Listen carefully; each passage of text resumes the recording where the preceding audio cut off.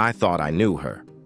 For years, I trusted her, loved her, and built a life with her. But I was blind to the lies she so carefully wove around our marriage. The truth hit me like a storm when I found out she was already married to another man. My world shattered and the rage inside me grew. She played me for a fool, and now I'm done playing. This time I'm the one in control. She'll regret the day she crossed me. No one escapes the consequences of betrayal, not even her. The cold gray sky began to brighten, revealing the land around me. I sat still, looking around carefully to spot any dangers while listening for unusual sounds. I turned my head slowly to check behind me, making sure there was nothing threatening coming my way. Suddenly, I saw something move and grasped the grip of my Colt Navy revolver, ready for anything that might happen. About 20 yards away, near some mesquite bushes, a commotion caught my eye. It was a red-tailed hawk holding a large rattlesnake in its strong claws, so I relaxed my grip. The hawk was busy dealing with its catch. The snake squirmed and twisted, trying to escape. Finally, the hawk adjusted its grip, spreading its wings for balance as the snake's movement started to slow down. The hawk looked at me and let out a loud cry, warning me not to get involved. I had no plan to step in. If things were different, the snake could have been a danger to the hawk, but I wouldn't have interfered then either. Nature is hard and unfeeling. The snake was too heavy for the hawk to lift away, so it started to bite into the snake and eat it piece by piece. Even so, the snake kept moving, but its strength was fading. The hawk paused to look at me while eating, confident that I wasn't a threat. As the sky grew lighter with the rising sun, I turned to look at the wagons behind me. Soon, everyone would wake up and begin their day, just like I would. Once everything was ready, we would set off on our journey, moving our machines, animals, and people 10 miles west to find water on our way to the gold mines in California. We hoped to find what we needed, just as the hawk was finding its meal. Our success depended on nature. Nature is hard and unfeeling. I learned those tough lessons many years ago during the Civil War. "Come with me, Zebulon, and fight," my cousin Isaac said. We left our homes and families to experience the war, which people called a time of glory and honor. But there was no glory in Isaac's death. He died at the Battle of Pea Ridge, shot in the gut, calling for his mother as he took his last breaths. I held him as his hands shook. My attempt to dig his grave was cut short by orders from General Earl Van Dorn to retreat. I left my cousin's body unburied and without anyone to remember him. Looking back, I should have left that day, but I was just a teenager. I worried about what my family would think of me. I had no part in the war except for wanting to keep invaders out of my home. My family didn't own slaves. We could barely afford to buy seeds for our crops. What kept me here was the fear that running away would make my family and friends see me as a traitor to Isaac's sacrifice. I couldn't face returning home and having my fiancée, Alice Williams, view me as a coward. So I decided to stick to my quick choice. We fought at a place called Corinth, then moved on to the Vicksburg campaign. Our numbers grew fewer because of General Van Dorn's poor leadership. The men felt hopeless that any of us would survive, and we accepted that our pain would soon end after the next fight or two. But fate had other plans for us. The general tried to make up for his mistakes by chasing after every woman in sight. He didn't care if husbands, boyfriends, or fathers got angry about his actions until one day he was killed by an upset husband while leaving a house. Van Dorn's behavior was so well known that his attacker was never put on trial. After that, I decided to join a cavalry unit. I thought it would be easier to ride than to walk with the infantry. I fought the rest of the war on horseback until we surrendered at Gainesville, Alabama. I took the oath of allegiance and headed home. When I got there, everything was gone. Under Order Number 11, my family was taken from their homes and all their property and animals were seized. I had no idea where they were or what had happened to them. I heard that my sweetheart, Alice Williams, had fallen for a Union officer and left with him. At just 18 years old, I was broke, homeless, and lost everything. All I had was my worn-out uniform, a pair of Colt Navy pistols, and my horse. I spent 4 years fighting a war that didn't help me. There was no one in our area who owned slaves. Still, I would face the aftermath along with everyone in the South as Reconstruction began. I learned many tough lessons during the war. I understood you can't plan for everything, but you can improve your chances by being careful and not relying too much on others. These lessons would stick with me, and I would learn even more as I rode toward Texas. I found work on cattle drives, riding from sunrise to sunset behind a dusty herd of longhorn steers. I would eat a bowl of beans, chew on hard bread, and wash it all down with a bitter cup of coffee. I slept for 4 hours on a thin roll of fabric on bumpy ground. My pillow was a hard leather saddle, and I shivered by the campfire with the other ranch workers. Then I had to wake up to watch over the sleeping cattle so they wouldn't run away or be taken by Comanche Indians or other cowboys. Life on the trail was full of dangers. You could get hurt by a bull, fall off your horse, drown in a river, get bitten by a rattlesnake, drink bad water, or get attacked by thieves. There were also diseases and other troubles that could take you down. You learned to deal with these tough situations, seeing losses and carrying on with a practical mindset. When we lost someone, we would dig a shallow grave, marked only by a few stones, and hold a simple ceremony to remember before going back to work. The only break from the daily routine came from quick stops in cow towns. Each town offered something different that could either lead you away from your goals or give you a chance to relax with friendly faces. Nature stayed as a cold, unfeeling background to everything we did. I heard footsteps coming my way. I didn't need to look because I recognized who it was. He stopped next to me like he did every morning, waiting silently for me to notice him. He watched a hawk fly off with part of a snake. I looked down at him. "Herr Russell, the wagon master wants to see you," he said in his rough mix of German and English. "Thank you, Willie," I replied. "Let's not keep him waiting." We turned to head back to our usual routine. "Have you and Gretchen had breakfast?" I asked. "Yes, Herr Russell," he answered confidently. "What about the oxen?" I asked, as I did every morning. He answered without thinking. "They are all counted, fed, and hooked to the wagons," Willie said proudly. Even though he was young and small, he found a way to do a job on his own that usually needed 2 people. As we walked, I saw several men having trouble getting their teams of oxen ready for the wagons. Many people were rushing to be prepared when it was time to start the day's journey. "How are the wagons?" I asked. "All the wheels and axles are greased, all the water barrels are full, and all the goods have been counted," Willie responded seriously as if he were in a business meeting. "Great job, Willie. I'll give you and Gretchen a raise at the end of the trip," I said. I saw a brief smile on his face as he replied, "That won't be necessary, Herr Russell. We are just doing our job." "Still, you and Gretchen deserve a reward. When we get to California, I will sell my supplies and pay you and Gretchen double."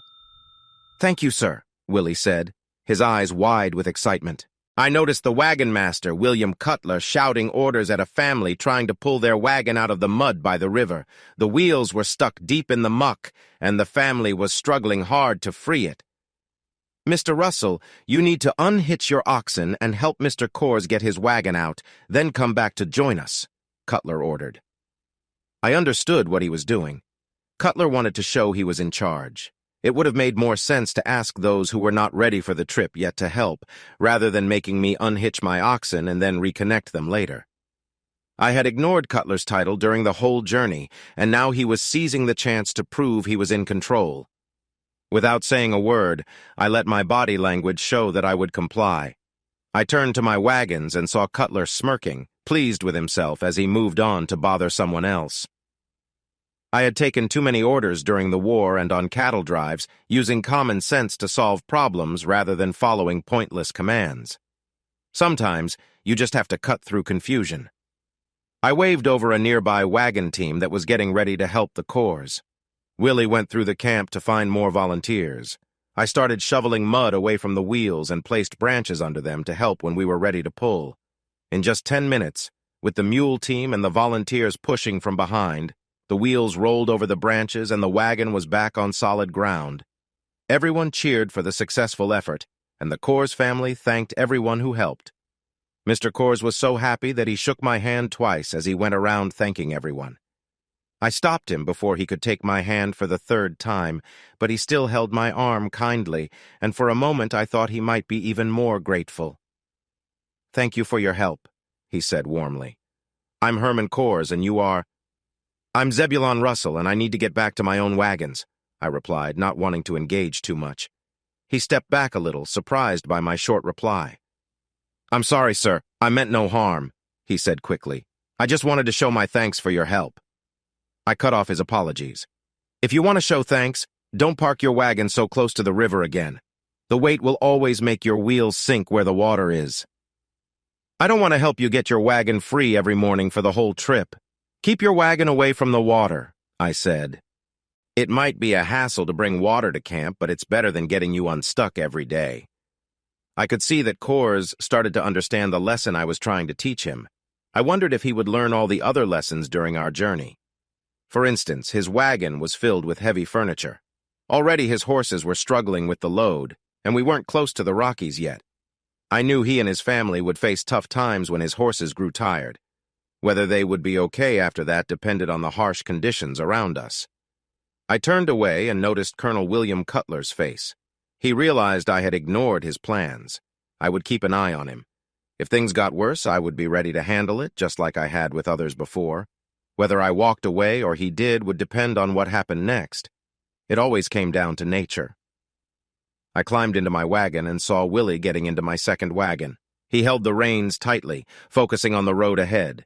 It took all his strength and willpower to drive the 6 oxen pulling the goods I planned to sell to the miners for a good price and make some money. Every evening I had to lift him off the wagon as we set up camp. That hard-working boy never complained. He would only protest if he thought I was being too nice to him. He insisted on working hard, so I would treat him with respect. When he was ready, he looked over and nodded at me. I took the bullwhip from the holder beside me and cracked it above the lead team of oxen in my wagon. As it moved forward, I noticed a little girl kneeling by the front wheels of Willie's wagon. She was picking up stones and tossing them at the oxen while shouting commands in German that the oxen seemed to know. Willie started moving, trying to steer his team to follow my path. The little girl ran alongside his wagon. Sometimes she would bend down to grab rocks and throw them at the oxen, helping Willie guide them. Willie had to hold the reins tightly, so he needed his little sister Gretchen to help him steer. Gretchen was full of energy, walking and running beside Willie throughout each day. Her cheerful voice echoed as she shouted encouragement to the oxen in her mix of English and German. "Move, you slowpokes!" she called, tossing a rock to the side of the ox she wanted to push first. The oxen stayed calm and didn't seem to notice her lively chatter. She only stopped now and then to take a drink from the canteen hanging from her shoulder. Then she jumped back next to Willie, full of energy. Hearing her cheer made me feel better about what was happening behind me. As we moved at a slow and steady pace, I would sometimes stand up in the moving wagon to look out across the landscape, making sure we wouldn't run into any surprises. I used the field glasses I had picked up during a skirmish in Mississippi to closely observe the area. All it would take was hitting a bump and losing a wheel, and we could end up in trouble. Thankfully, we faced no threats while crossing the Llano Estacado, the flat plains of western Texas. Soon we were joined by the wagon train pulled by horses and mules, and we fell behind until we reached the campsite. That's why I liked leaving early rather than being too far behind to get help. Wagon Master Cutler wanted everyone to leave in a neat parade at 8 a.m. sharp, and that led to more disagreements between us. I was sure we would have more talks before we went our separate ways. As expected, wagons started to pass us on both sides, with the drivers happily calling out as they went by. I didn't pay much attention to them and took a moment to think about how I ended up here in my life. It was all due to nature. Cold, indifferent nature. I was riding at the back of a cattle drive as we entered Medicine Lodge, Kansas. Riding behind the herd was tough work and not really suited for someone with my experience. But because the rancher's son had let too many steers go astray, I was stuck hurrying along the dusty path, swallowing grit to keep my mouth moist as I tried to manage the stray animals trailing behind. By the time I finally got in line, all my co-workers had found their own distractions. I watched them with little hope for an opening for myself any time soon. As I stood there, I noticed a large group of townspeople gathering and becoming restless. It didn't look like any of our group had caused the fuss, but you could never be sure. So I leaned against the wall and kept my hand close to my pistol. "Hey, mister, help me out!" The bartender waved at me. Take these plates across the street to the jail and give the prisoners their food." "Why can't you do it?" I asked. He grinned hard. "We caught a couple of guys robbing the bank today. They caused some trouble and we had to get a posse together to catch them. Now we're figuring out what to do with them." From the look on his face, it was clear what might happen to the prisoners. I shrugged, took the plates, and walked across the street to the jail. I walked into the empty building, and the two sad men sitting on the dirt floor looked up at me. "I've got your meals here. You should eat them quickly," I said, passing the plates through the bars. "Hold on!" One of them stood up, reached through the bars, and grabbed my arm in a panic. "How would you like $1,000? Just unlock this door."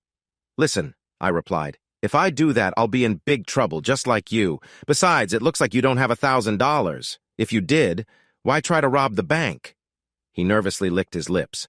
"My name is Henry Newton Brown, and I'm the sheriff in Caldwell, Kansas. I used to ride with Billy the Kid. He'll pay you." I laughed. "Well, Sheriff, you're in a tough spot, because I've never seen anyone pay that much just on someone's word." "Wait, I have something else," he said as I started to leave. "A month ago, we robbed the bank in Newton, Kansas. We had to hide the money because it was all gold coins and too heavy for our horses.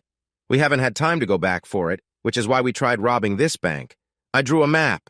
Just let us out, and the map is yours." He held out a piece of paper with a drawing on it. At that moment, a loud noise came from the crowd outside. The noise grew louder and closer. Henry Brown turned pale as he took out a letter from his coat pocket. "This is a letter to my wife. Will you make sure she gets it?" he asked. He handed me the map and the letter. Just as I stepped back, the door flew open and the crowd pushed me against the wall as they tried to grab the prisoners. "We're going to hang you!" the bartender shouted as he entered.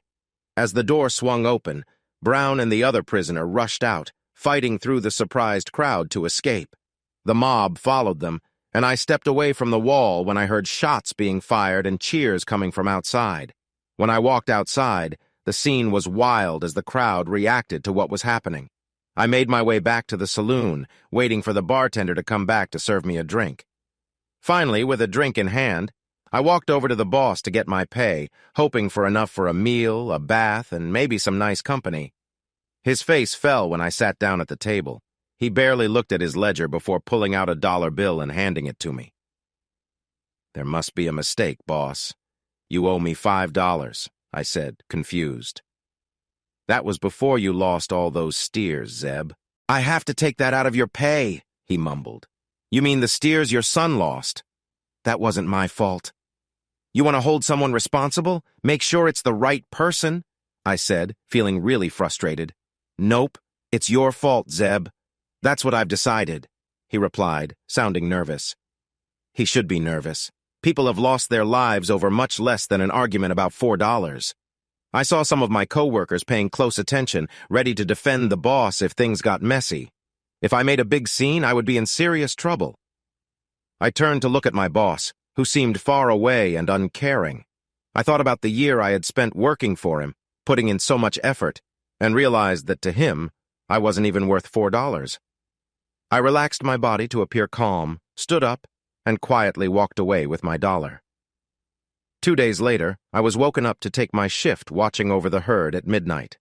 I saddled my horse and rode in a circle around the resting animals. Everything seemed fine as I moved my horse away. By morning, I would be far enough away that the crew wouldn't catch me as I headed to Caldwell, Kansas, to deliver a letter to Sheriff Brown's widow, and then to Newton to find out if the lawman had really told me the truth about his treasure. I studied the map carefully and was pleasantly surprised to discover saddlebags filled with golden $20 coins. From how heavy they felt, I agreed with Sheriff Brown. The weight was too much for a horse to carry with a rider. I decided to leave the treasure there and return to Newton. I took 5 coins with me, enough to buy a pack mule and still have some left for a nice treat. I imagined enjoying the lively atmosphere of the town, maybe splurging a little more than usual. I had just settled in with a bottle of whiskey at Tuttle's Dance Hall in Hyde Park when I saw my old friend Jim Martin. I invited him to join me for a drink. We were chatting when suddenly things got tense. "This isn't good, Zeb," he said. "That group of men doesn't get along with McCluskey. He seems to be alone except for that young boy over there." He pointed to a thin boy who looked sick and was coughing into his sleeve. "You're right, Jim. That boy needs help, I replied. That's James Riley, Jim said. I doubt a doctor can help him. He's in a bad spot. I should go see if I can calm things down, Jim said, getting up to approach the growing conflict.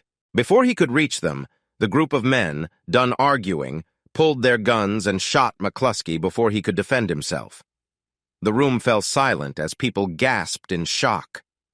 The crowd was stunned, and the tension lingered in the air. My friend Jim looked helpless at what had just happened. With determination, James Riley walked to the door, closed it, and locked it. With a harsh cough, he said, "That was my friend." He pulled out 2 guns and began firing back at the attackers. Panic spread as chaos filled the room. The men tried to fight back, but Riley was determined. The sounds of yelling and fear echoed for a long time. I crouched under my table, instinctively hiding. I looked across the floor and saw my friend Jim, struggling to breathe, blood covering his wound. He had tried to help during the chaos. James Riley looked around at the mess he had caused. Then, without saying a word, he opened the door and stepped out into the night, leaving behind a heavy feeling of shock and sadness. I slowly stood up from my hiding place with my gun ready, wanting to show the crowd that I was not a danger but still prepared for anything that might happen. I walked over to Jim, but it was too late. The light in his eyes was gone. Cries for help filled the air. I barely noticed them as I mourned the loss of my friend from the cattle drives. Then I realized how little I really knew about him, his family, where he came from, or even what he wanted in life. In that moment, I recognized my own uncertain future. If I had died there, Jim would have looked at me with confusion, not knowing I was gone. All I had in this tough world were my guns, my rifle, my horse, and some gold coins for a proper burial in this harsh town. Soon, even the memory of my treasure would fade away. At first, I had planned to spend the money quickly. I thought I could live okay for 3 to 5 years before needing to work again. But then what?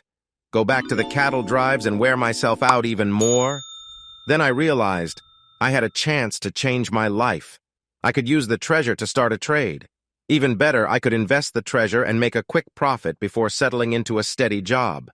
I had heard that gold miners in California were paying well for shovels and pickaxes. I just needed to find a good supplier, take the goods to California, and sell them for 5 times what I paid. With the extra money, I could open a bar or a store. My thoughts were interrupted by a man in black who came up to me. "Did you know the poor man?" he asked, looking more worried about money than about my friend. "Yes," I said. Jim Martin was his name. We had worked together on cattle drives. I want him to have a good coffin and a nice marker for his grave. Please make sure the preacher gives him a proper farewell.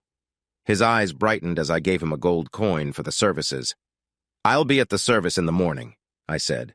"Make sure he is laid to rest with respect." He nodded, looking nervous. I left to find a place to stay, my earlier wish to celebrate replaced by thoughts of my new plan. The next morning, I went to Jim's service.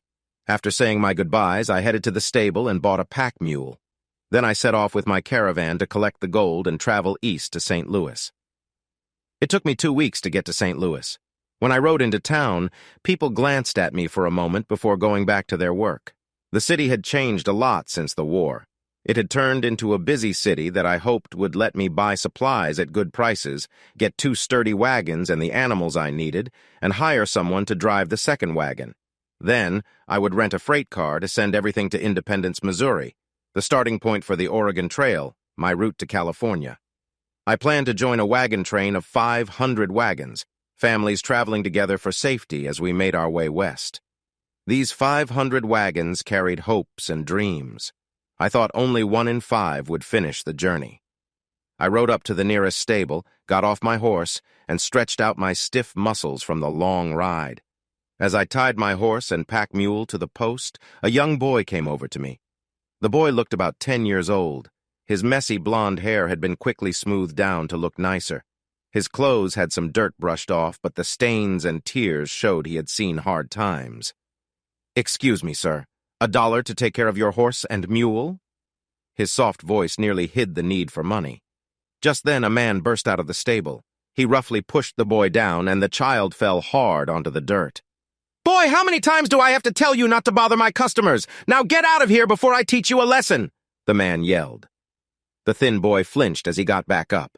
His acceptance of the harsh treatment showed that this was a normal part of his life. He started to walk away. "Wait," I said firmly. "The boy and I were just talking about a deal when you interrupted us. I plan to leave my animals tied here while we figure things out over lunch. When we come back, I'll be renting a stall from you and he will care for my animals. If you have a problem with that, tell me now, because if I see you mistreating him, there will be trouble." The promise of my response quickly brought a nervous apology from the stableman. I decided to ignore his words, turned around and grabbed the heavy saddlebags off my mule. I walked away with the boy beside me. "Hey, kid, where's a good place to eat around here?" I asked. The boy kept walking forward and answered without looking at me. "The saloon on the next block has good food, but I'm not allowed inside." I didn't ask him why he wasn't allowed in. "Don't worry about that," I said as we went inside. As we entered, the bartender bowed when he saw the boy with me. He hesitated when he saw my look, as if I was challenging him to refuse us entry. We found the nearest open table and sat down. The saddlebags hit the floor with a thud as I dropped the weight from my shoulder. "I need a menu," I said. A cheerful waitress walked over and handed me a menu. It didn't take long for me to decide. "I'll have a steak, baked potato, dinner rolls, and your coldest beer," I told her as I passed the menu to the boy across from me. He looked worried and held the menu without really looking at it. He struggled to hand it back to the waitress. "I'm sorry.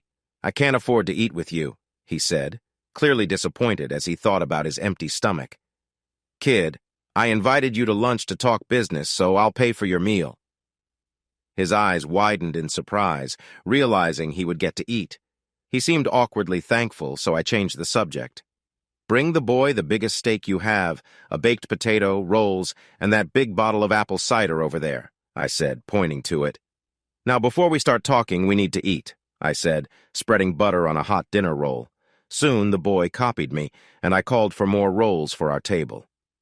While we ate, I noticed the boy quietly taking food from the table and hiding it in his old shirt. He wrapped half of his steak and potato in his napkin, along with several rolls and a couple of apples. I didn't think it would help to say anything about it. Finally, I leaned back, feeling satisfied after 2 weeks on the trail without a real meal. "I guess I should introduce myself," I said. "I'm Zebulon Russell, but my friends call me Zeb. I'm here to buy some goods to take to sell in California. I plan to stay for about 3 to 5 days, depending on what I can work out. Can you tell me the name of a good hotel?" The boy nodded, finishing the last bite of his food. I heard his soft voice with a nice accent. "Nice to meet you, Mr. Russell. I'm Willie Kemmler. There is a hotel just behind this bar that can meet your needs." "I would be happy to take care of your horse and donkey while you visit," he said. "Here is a $10 gold coin for you to look after my horse and feed him during my stay. I plan to sell the donkey while I'm here, so you won't have to worry about it much." Willie's eyes got wide when he heard about the money he would receive. "I will take care of both animals all the time, sir," he promised me. "They will have everything they need." "Will the man in charge of the stable bother you?" I asked. "While I am looking after your animals, he won't disturb me," Willie replied with a shrug. What would happen to Willie after I left town and the stableman could act on his feelings was not clear. I paid for our meal, grabbed my saddlebags, and felt sad as I watched Willie move carefully, trying not to spill any food hidden in his shirt. After he showed me to the hotel, Willie turned back toward the stable. I saw a small child without shoes running up to him. She looked about 5 years old. Her hair was blonde, and she looked a lot like Willie. He took out a bread roll from his shirt and gave it to her. She held it tightly as she slowly took small bites, showing she was used to having little to eat. They continued walking side by side until I lost sight of them in the busy street. I approached the hotel front desk, trying to ignore the hotel manager who looked at me with disdain. Wealthy guests carefully walked around me, annoyed that I dared to be among them. "I need a room and a hot bath," I said to the manager. "Are you sure you can afford our prices, sir?" he sneered. I pretended to accidentally open one of my saddlebags that I placed on the counter. The sight of numerous gold coins changed the manager's tone instantly, and he nervously welcomed me. I took the key from his hand and told him that while I took my bath, I needed my clothes cleaned and a barber for a haircut and shave. I also needed a tailor for a nice business suit. He promised to take care of everything. That evening, wearing my new suit, I walked back to the stable to check on my horse. The stableman was nowhere to be seen as I approached the stall. I was surprised at how my horse looked. His coat shone in the fading sunlight, having been well groomed. His hooves were clean and shiny, showing off his new horseshoes, while his tail swished gently as he enjoyed oats from a feed bag. The stall was tidy, with fresh hay. I thought that with this kind of care over a few days, my horse would be transformed. I looked at my mule and saw that he had also received good care. Suddenly, Willie stood next to me. He quietly talked about how he took care of my animals and the costs for the stall, feed, and the new horseshoes. I had forgotten to calculate those costs, so I pulled out another $10 coin for Willie. He finally took it, but not without some complaining. "I will sleep outside the stall tonight to keep watch, Herr Russell," Willie said, as if the extra money meant he had to do even more for me. "What about your home, Willie?" I asked. He looked down, avoiding my gaze, and stayed silent. "What about your parents?" He was still quiet, making the moment feel uneasy. "The little girl I saw you with this afternoon?" His head quickly turned up, and I followed his gaze. In the shadows near the stable was the little girl. She was hiding, worried that Willie might leave her alone. "Is she your sister?" I asked. After a moment, he whispered, "Ja, Gretchen. You two are going to stay in the stall tonight? The stableman will kick us out if he sees us, but he won't do anything while I work for you," Willie replied. I could see that Willie was worried I would stop him from being with his little sister in the cold. "Willie, I want you to get your sister and come with me to the hotel," I said. Willie walked over to Gretchen, and she stood up to walk with him as they followed me, speaking in German. I couldn't understand their words, but I sensed they thought arriving at the hotel would cause trouble. As I expected, when the hotel manager saw the two children, he shouted for them to leave. They almost ran away when I said, "I need 2 cots in my room for these kids. They will stay with me. Please draw a hot bath and send a seamstress to dress the girl and a tailor for Willie, and get a cobbler to make them shoes." The seamstress quickly looked at Gretchen and told me she had a blue dress that would fit her. The tailor said he could prepare denim pants and a cotton shirt for Willie right away. Soon, dressed in their new clothes, Willie took us to a German restaurant he recommended. As soon as we sat down, Gretchen took off her shoes and socks. She spoke to Willie, who told me she was not used to wearing shoes and found them uncomfortable. Even with the kindness I had shown, it was clear they were nervous that this might seem rude. I placed my order, and the children did the same. Soon our table was filled with bratwurst and sauerkraut. With their worries put aside for a while, the children began to chat happily, filled with smiles and laughter. Gretchen's bright blue eyes sparkled with joy in her new dress. They both exclaimed, "Strudel!"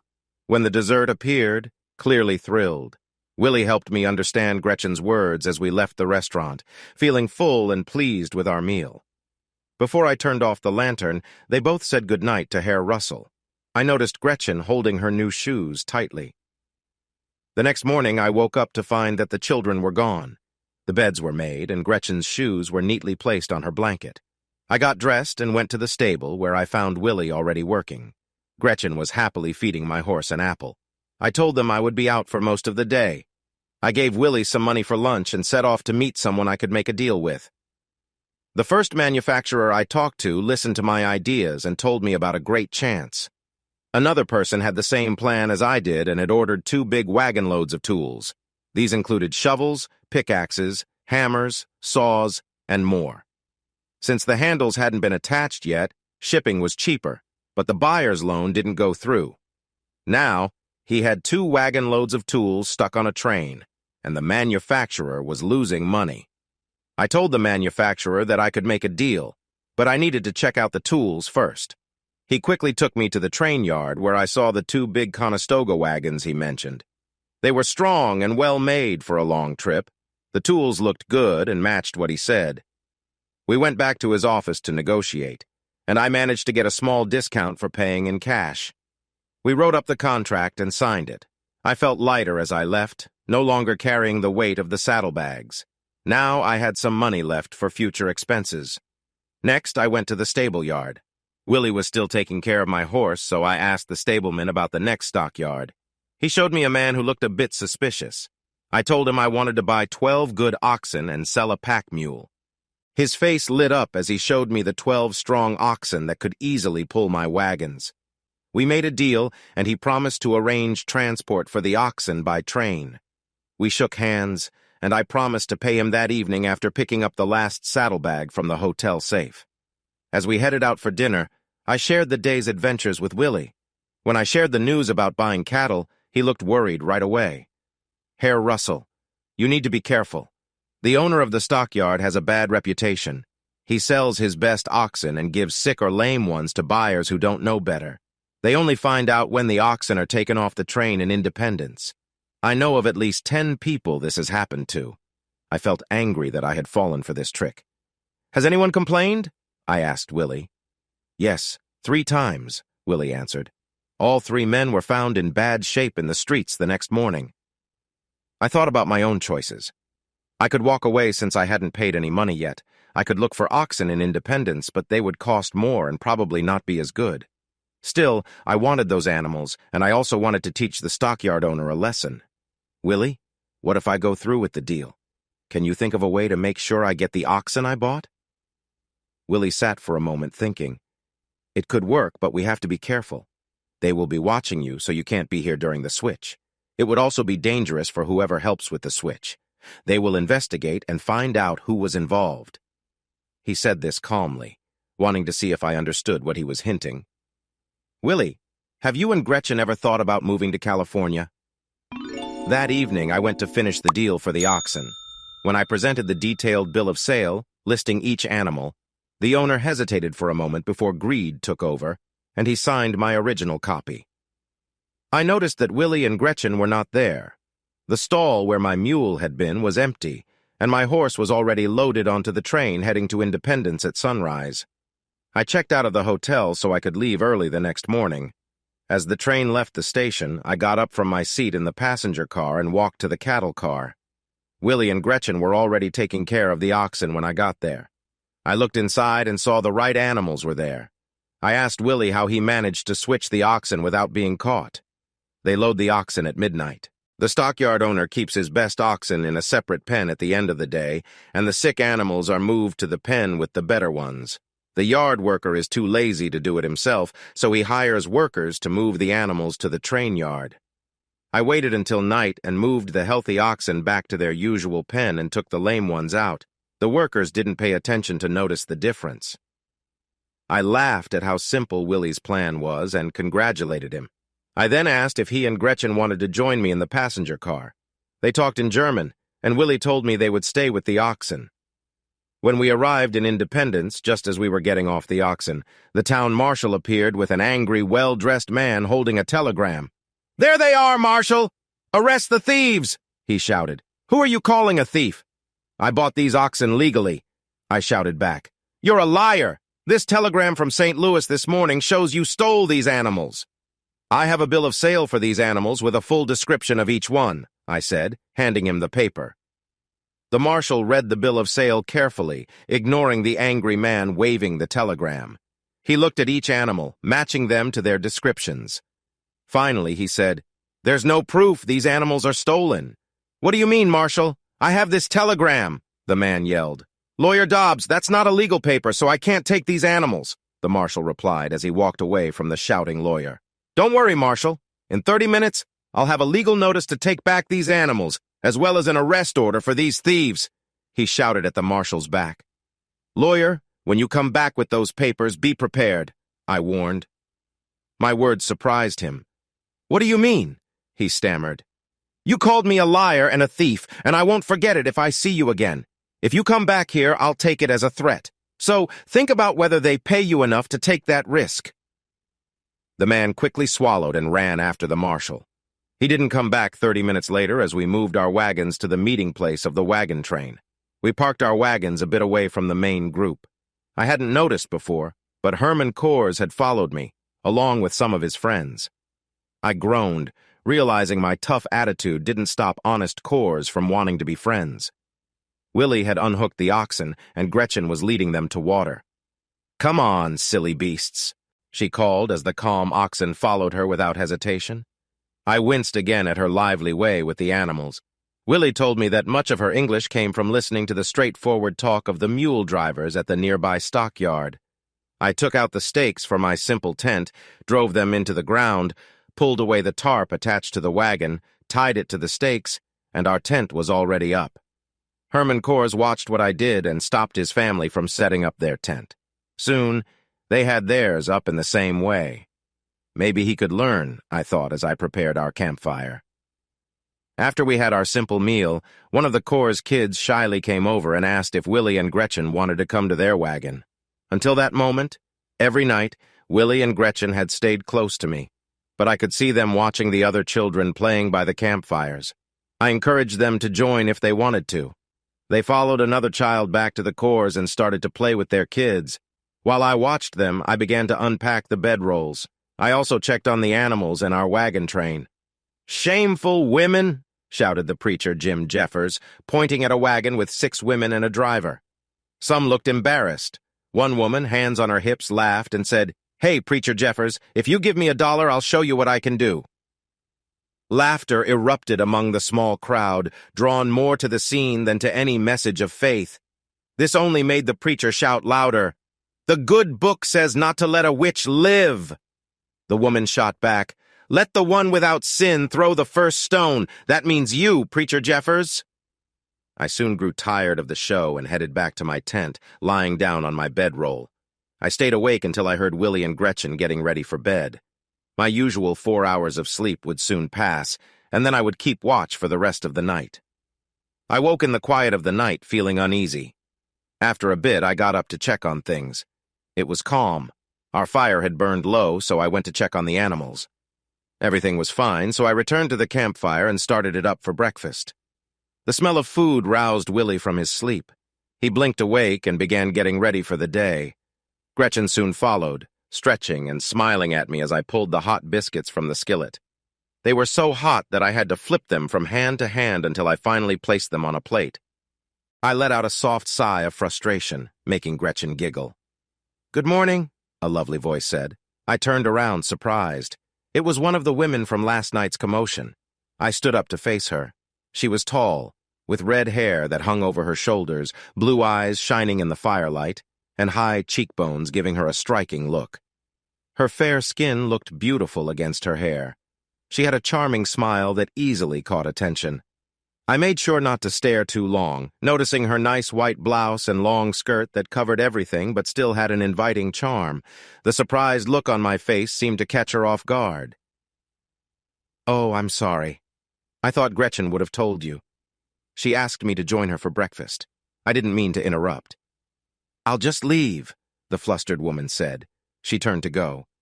Gretchen looked at me with a glance that said, "Do something." "Excuse me, ma'am," I said. "Would you like to stay and eat with us?" "Are you sure it won't cause any trouble?" she asked. "Not at all," I replied as I added more bacon to the pan. I grabbed a clean plate and cup for our guest from the wagon. She took my place by the fire and started to enjoy the bacon. I poured her some coffee.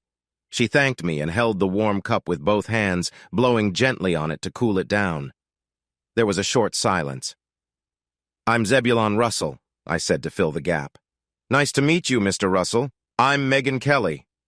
Gretchen turned to Willie and said something in German. Without missing a beat, Megan answered her in quick German. She spoke for a while, and finally I noticed Gretchen's expression change to one of concern. "I'm sorry," she said. "I didn't know you didn't speak German. Gretchen told me last night that the invitation was from you. Had I known this, I wouldn't have come. Please forgive my interruption, Mr. Russell." "That's fine, Miss Kelly. In the short time I've known Gretchen, I've realized she doesn't let much stop her," I joked. "I'm surprised an Irish lady speaks German so well." She laughed. "My mother is from Hanover. I grew up hearing her speak it. We talked and ate together. When we were done, I was amazed to see how active the entire camp was. I had been so caught up in our conversation that I hadn't noticed Willie and Gretchen getting ready for our journey." She stood up and pointed behind her. "I should get back to my camp. Thank you for breakfast, Mr. Russell. And again, I'm sorry to intrude." She held out her hand to me. "Not at all, Miss Kelly. It was nice to meet you. Please call me Zeb." I shook her gentle hand and felt the warmth of her grip. We let go a moment later, both a little shy. As she walked to her wagon, she paused to tousle Gretchen's hair. I continued to watch her. When I looked away, I found Gretchen smiling at me. The rest of the day went by quickly as I focused on little details about Megan Kelly. For example, when she laughed, she tucked a loose strand of hair behind her ear. Her eyebrows went up when she listened closely. When she talked about herself, she looked down shyly. But when she spoke with Willie and Gretchen, she seemed truly happy. That evening, as we set up camp, I found myself looking for Megan Kelly and felt a bit disappointed not to see her. Gretchen just smiled at me while she got the oxen ready for water. "Come on, everyone, follow me," she said, leading the way, and her friends followed her without question. After dinner, Willie and Gretchen went to play with their new friends. Soon, Gretchen returned, took my hand, and urged me to come with her. As we walked through the camp together, I couldn't help but feel a bit like one of her pets. She frowned and shivered as we passed Preacher Jeffers' wagon. He was loudly warning everyone about terrible things that were to come. We kept on walking until we reached Megan's wagon. 4 women, including Megan, were sitting by the campfire enjoying their meal. Gretchen let go of my hand and dashed to Megan, who greeted her with a big smile. Gretchen squealed with joy as they hugged, and laughter filled the air. A woman with a big nose who had talked to Preacher Jeffer the night before stood up and said, "Well, Megan said you were quite a catch. If she wasn't interested in you, I'd invite you in for a chat." She laughed at our surprised faces. "Be quiet, Kate," Megan said a bit sternly. "That's not how we treat guests." "You're right, Megan. I'm sorry, sir. I didn't mean to offend you. My name is Catherine Horany. I'm on my way to Arizona to marry a dentist, and I think you can guess my job. Megan is my friend, and I want you to know she's not involved in anything bad, so be nice to her or you'll have to answer to me." Just then, a man appeared from behind the wagon saying, "Sir, it'll cost you $1 to talk to Kate," he warned. "Relax, Mike. He's just here to see Megan," Kate answered. Mike frowned and said, "There's no time for visitors. It's bad enough that you're the only one working this trip. I can't believe I agreed to bring 5 women who won't help me." I glared back at Mike, ready to say something when Megan took my arm and led me away with a worried look. We walked back to my camp, and a tense silence settled in as Gretchen left us. "I should tell you why I'm with Kate and the others," Megan said. "Yes, I'd like to know," I replied. "My stepfather paid for my travel. I didn't know any of the others and had no clue about Kate's job or Mike. Now I'm stuck with them because everyone on the wagon train calls us kept women and won't talk to us, except for some men sneaking in late to see Kate. I need you to know, and it's important that you believe me, Zeb." Megan placed her hand gently on my chest. I could feel my heart racing the longer she stayed there. I covered her hand with mine. "I believe you, Megan. It doesn't matter what others think about you. What matters is that you don't let people like Preacher Jeffers bother you. If you ever have trouble with anyone thinking you're taken care of by someone, just talk to me about it." She smiled at me, and I leaned a bit closer, noticing how open and friendly she seemed. But then, Gretchen ran up, grabbed Megan's hand, and started speaking quickly in German as she pulled her away. Megan turned back to me with a smile that showed a bit of regret as she was led off. The next morning, Megan came to breakfast, and we all chatted easily until it was time to go. She looked at Gretchen as she pulled a thorn out of her foot while we got ready for the day's trip. "Doesn't that girl have shoes?" Megan asked, looking at me with disapproval. "I got her some in St. Louis," I replied, "but she said they hurt, so I think she just doesn't want to mess them up." "Too bad you can't find her some comfy shoes around here," Megan said, looking at Gretchen sadly. That evening, I took my horse for a long-awaited ride. We went upstream from the camp, and I pulled out my rifle from the saddle. I waited for a bit until a big deer stepped out of the bushes to eat by the river. The shot ended its life quickly. I loaded the deer onto my horse and walked back to camp. The young boys followed, peppering me with questions as I prepared the deer. "Are you a shooter, mister? Can I see your guns? Is that a real knife?" They watched in amazement as I worked on the deer with the sharp knife made long ago by James Black from Arkansas. I sent Willie to Herman Core's wagon to trade some meat for milk so I could prepare the deer. I also sent Gretchen to invite Megan and Kate to join us for dinner. They showed up just as I was taking the steaks off the fire, bringing a big can of peaches as a gift. It made me happy to hear both women complimenting my cooking while we enjoyed the peaches for dessert. Willie and Gretchen took turns licking the syrup from the can.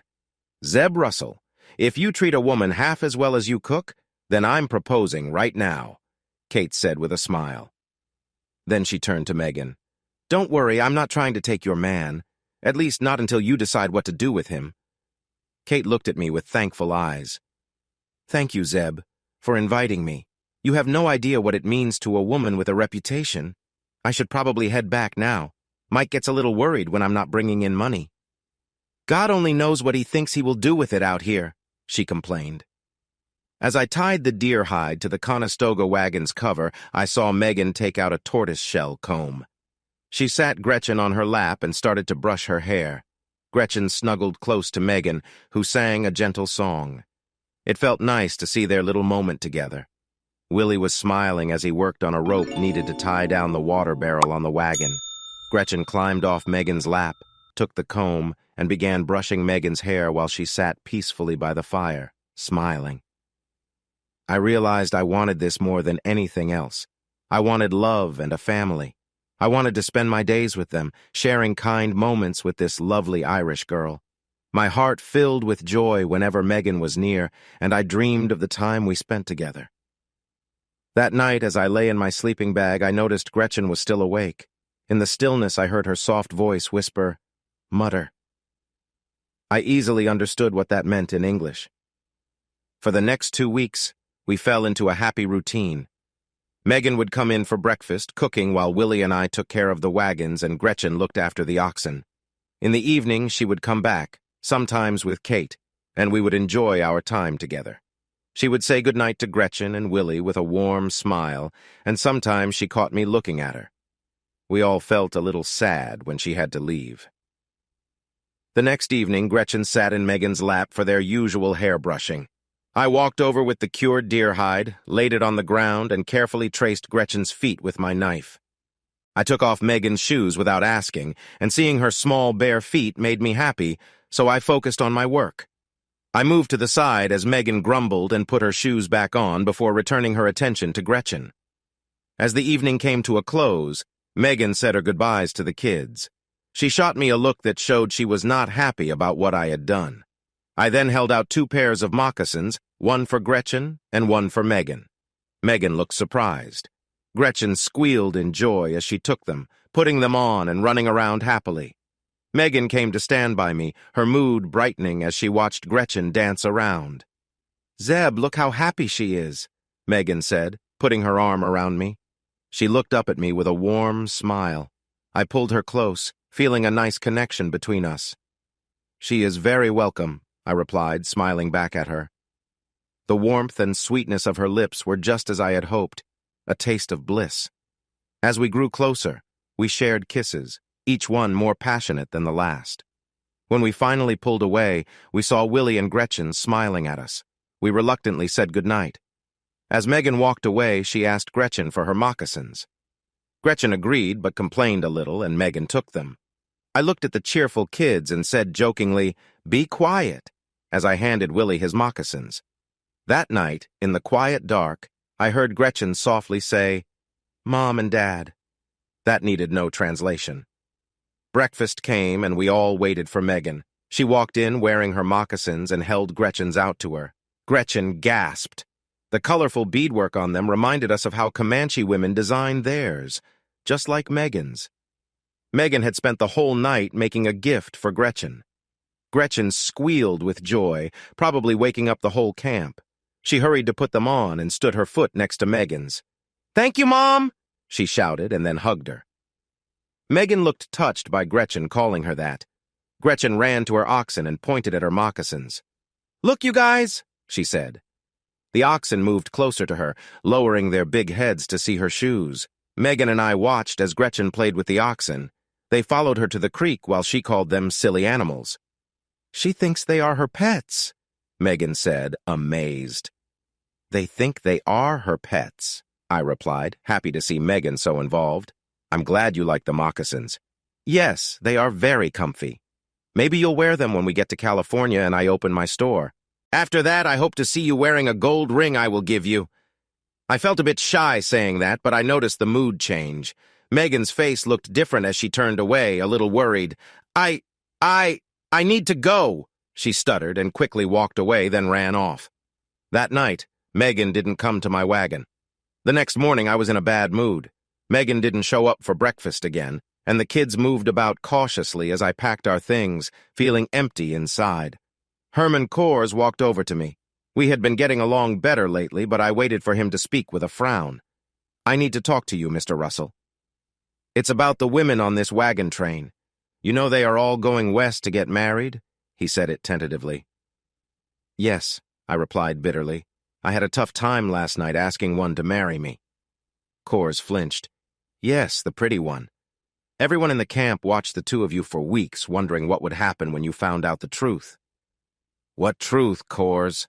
I snapped at the worried man. "You really don't know? The girl? She is already married." I was stunned. I stumbled back and leaned on my wagon for support. Tears filled my eyes as sadness washed over me. "She got married before joining the wagon train. She married a businessman and is going to Utah to be with her husband, who has 2 other wives to help with the household. The girl is meant to be his partner." Kors went on to explain that the older man married Megan by proxy while she was still living with her mother in Chicago. He couldn't afford the trip to Illinois, so the ceremony was done without him. Then Megan was sent to Missouri to join the wagon train. To this day, I can't remember anything about that journey. I was lost in shock. I crawled right into my bedroll without even making dinner. Willie and Gretchen looked worried about me. Late that night, I heard a whisper that woke me up. "Zeb?" Megan whispered again, standing outside my tent. She must have known I was awake from my breathing. I stayed still and quiet. After a few minutes, I heard her cry and walk away. Then I heard Gretchen quietly upset from her bedroll. I lay awake for the rest of the night. In the morning, I tried to forget it, but a heavy feeling stayed with me as we moved through the day. That evening, we had a visitor. "I need to talk to you, Zeb," said a worried Kate. We walked to the edge of the camp. Megan is heartbroken. She's feeling low and isn't eating. "That's not my problem, Kate. You should talk to her husband." I snapped back. "Why are you being so stubborn?" Kate exclaimed. "That girl loves you.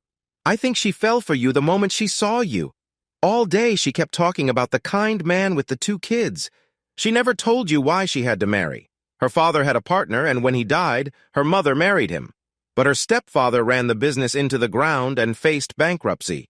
He knew a businessman named Lee Young, who wrote her letters praising her beauty. When her stepfather got in trouble, Young offered to pay off the debts if he could marry Megan. She felt she had no choice but to go along with it. She doesn't love that man. In fact, she's never even met him. Why didn't Megan say something sooner?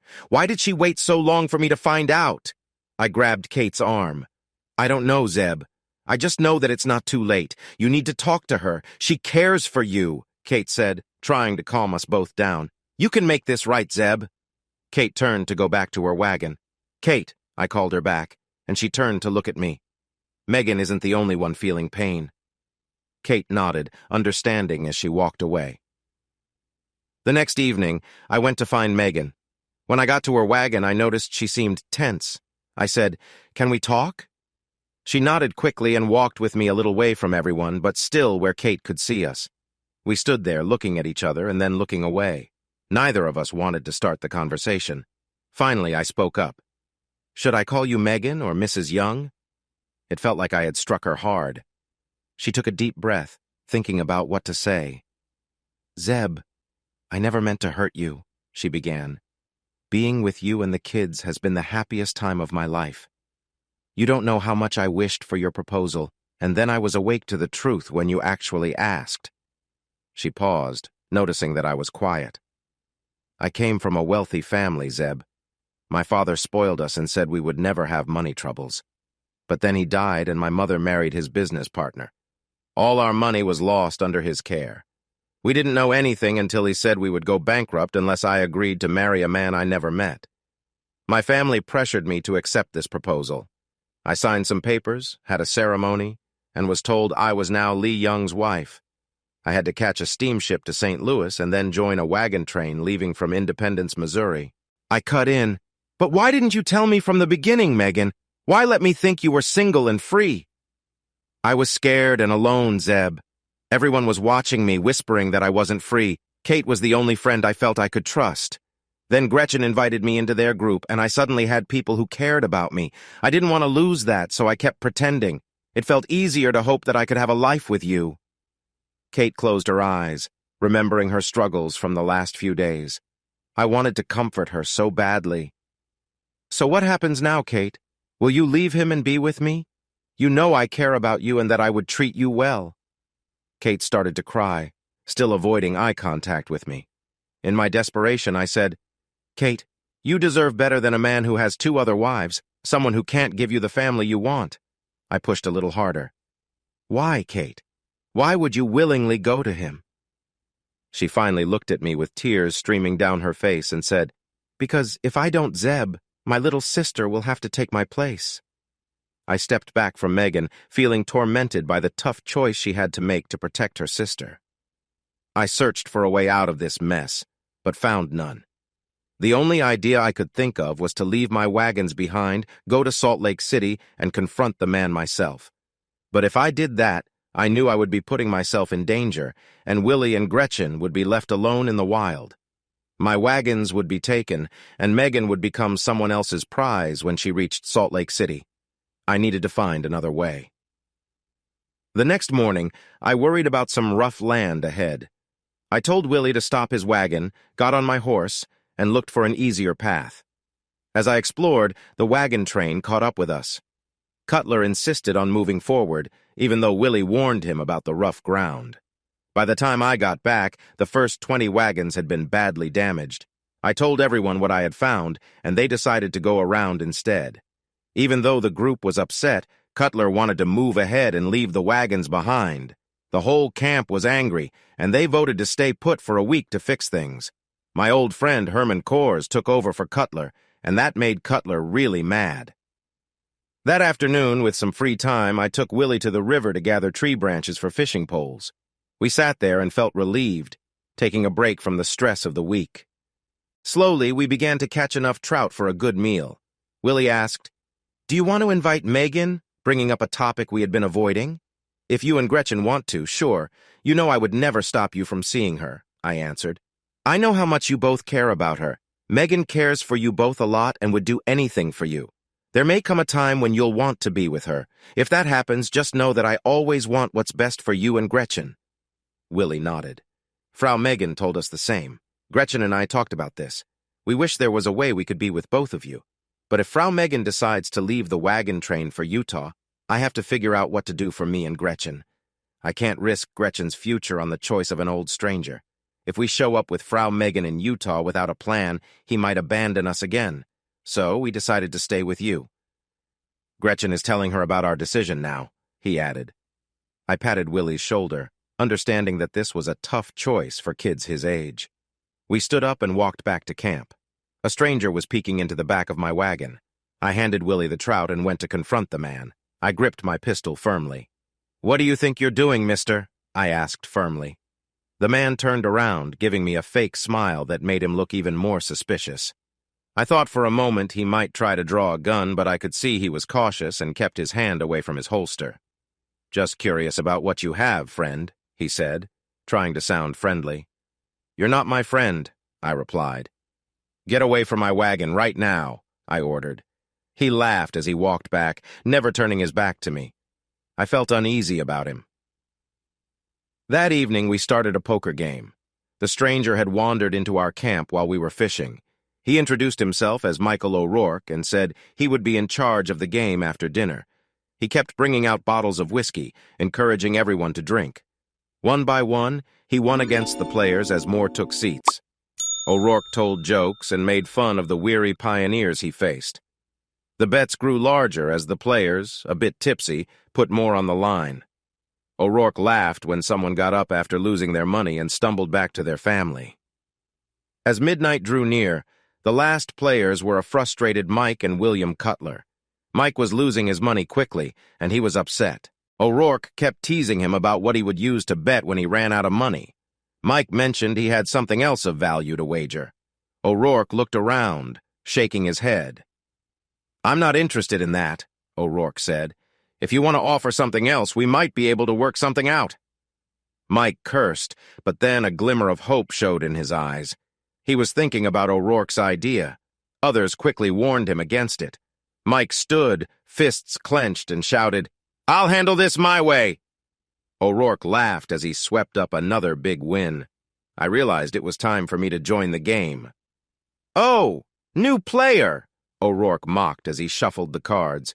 "Too bad you waited this long. This will be the last hand of the night," he announced while dealing cards for 5-card draw. I looked at my hand and saw 3 kings. Mike called for a starting bet of $50 with excitement. William Cutler called and raised the bet by another $50. I called, and O'Rourke took a long time pretending to study his cards. Finally, he said, "I call and raise 1,000. He pushed the money into the pot. "1,000!" Mike shouted. "I don't have that kind of money." "Then you better find something to make it interesting," O'Rourke said while eyeing Megan. "All right, you've got a deal. 1 evening with my girl," Mike blurted out. Kate and Megan huddled together, expressing their anger. The rest of the camp was silent as the tension grew.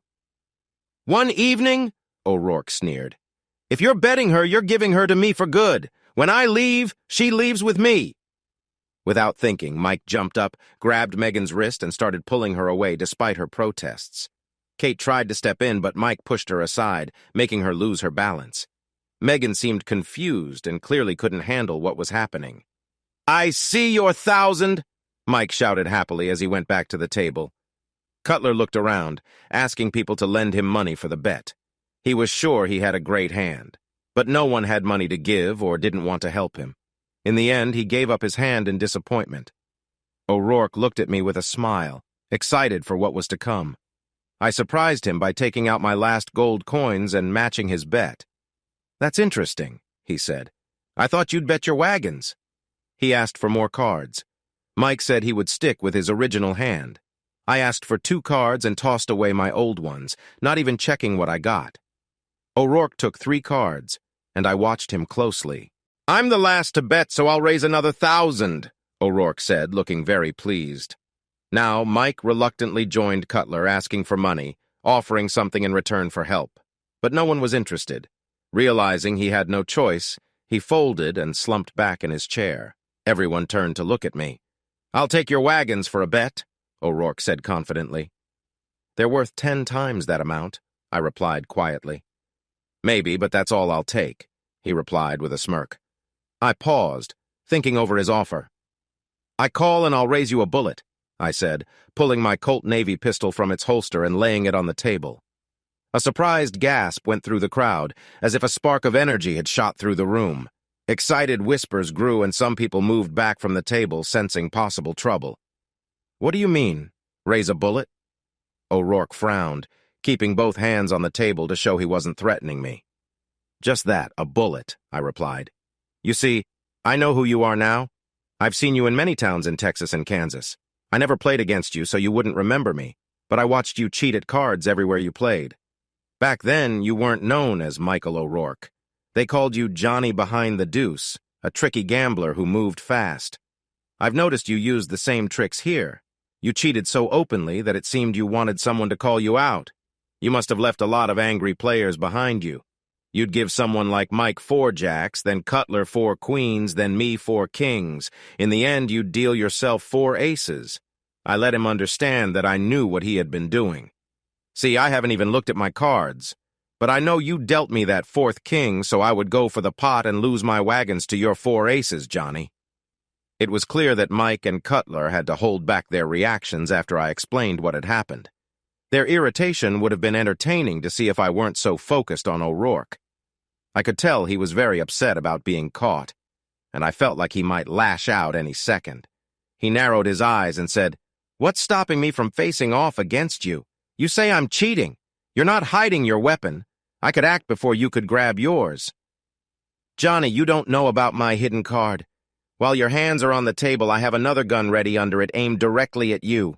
O'Rourke's face went pale as he understood that I had kept my left hand out of sight during our conversation. He wouldn't have time to move before I could fire. Those bullets would hurt you badly before you could do anything, Johnny. That's not how anyone wants to end up. I shook my head to show him he should be careful about what he chose to do. There are 2 ways this can end, I said. First, you can match my bet. Mike will show his 4 jacks, then Cutler will reveal his 4 queens, then I'll show my 4 kings, and finally, you'll display your 4 aces. If that happens, I'll make sure to hold you responsible for your lies. I let a few minutes pass as O'Rourke shook with fear. Sweat dripped down his face while he thought of a way out. He didn't want this to be his final day. You said there was another option. O'Rourke broke the silence, looking for a way out. Johnny, all you need to do is fold your hand because you've been pretending all along. You really don't have those 4 aces. If you lose this round, you get up and leave camp without looking back, Johnny. I warned him. After a half-minute, he finally gave up and tossed his hand away. When you stand up, Johnny, do it slowly. Turn away from me. Then take your gun out of the holster with 2 fingers. Just drop it on the ground and leave it there. I'll have Willie bring your horse and you can go without saying goodbye. The camp cheered as he rode off into the night. Mike stepped toward the pile of money. What do you think you're doing, Mike? I moved my hand to block him from reaching it. He cheated. You showed he cheated, so I'm taking my money back, he said. No, Mike, I didn't show he cheated. He gave up just like you did right before. All I showed was that he was pretending. Plus, my hand still beats yours, so I'm taking all the stakes. I looked at Megan as the reality of the situation hit her. I gathered all the money and took her arm as I headed away. Mike continued to argue and threatened me. I turned to face him. If you have a problem with this, my gun is still on the table if you want to challenge me, Mike. As soon as we were inside my tent, Megan turned and slapped me. I quickly grabbed her arms and asked, "Why did you do that?" She looked really mad and said, "You think you've won me and can do whatever you want? Let's not forget that the guy driving your wagon just put you up for a bet.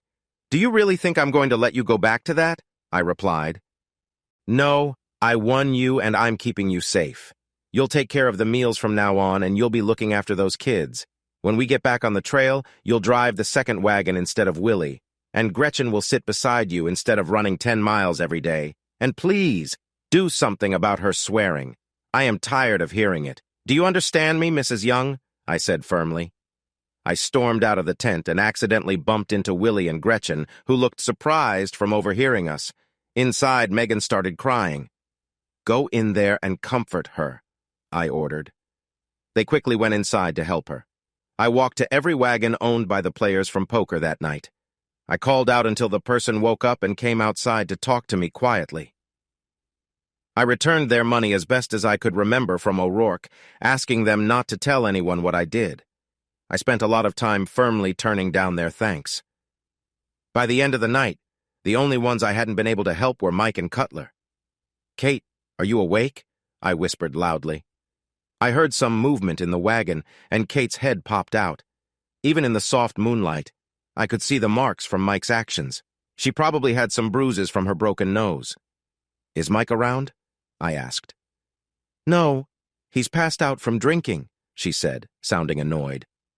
"I want you to gather your things and Megan's. You are coming to stay with us," I told her. "Are you sure, Zeb?" she asked, sounding relieved. "One thing, Kate. I don't want Willie and Gretchen mixed up in your issues," I warned. "Don't worry, Zeb, I'll be careful," she replied with a bit of sarcasm. When Kate stepped into the tent, everyone welcomed her with happy voices. I looked for my saddle in the wagon, placed it near the campfire for warmth, and used it as a pillow. So glad my plan to turn my life around is going so well, I thought with a hint of sarcasm as I fell asleep. Breakfast did not go well. People kept coming over, thanking me and giving me small gifts, even though I had asked them not to. Feeling irritated, I refused to tell a curious Megan anything. "I don't know, and it's not your business, Mrs. Young," I told her after she asked me for the 4th time. That put her in a mood just like mine. A hungover Mike approached and demanded that Kate return to his wagon. She said no, and I had to step in, firmly telling him to stay away. That was the last straw for me. I asked Willie to go fishing with me, but he hesitated. He mentioned that he, Gretchen, and Megan had plans. So I fished alone all day. I didn't catch anything, but I was okay with it. The quiet of the nearby waterfall was peaceful, and I enjoyed the time until sunset. As I walked back to the camp, I heard a loud noise. At first, I thought it was just some men fighting, which happened a lot on this trip. But as I got closer, I realized something much worse was happening. Gretchen was on the ground, crying. Willie was trying to protect his sister, and Megan was in front of them, trying to shield them while a man was hitting her. Megan's torn shirt lay nearby, soaked with blood from cuts on her back. The man kept hitting her. Preacher Jeffers pulled back his arm to hit Megan again, then turned to strike at Willie and Gretchen. He hit Willie in the ribs, and the boy winced, trying to shield his sister. "God hates all papists!" Jeffers yelled as he hit Willie again. Then he tried to hit again while Megan cried out in pain.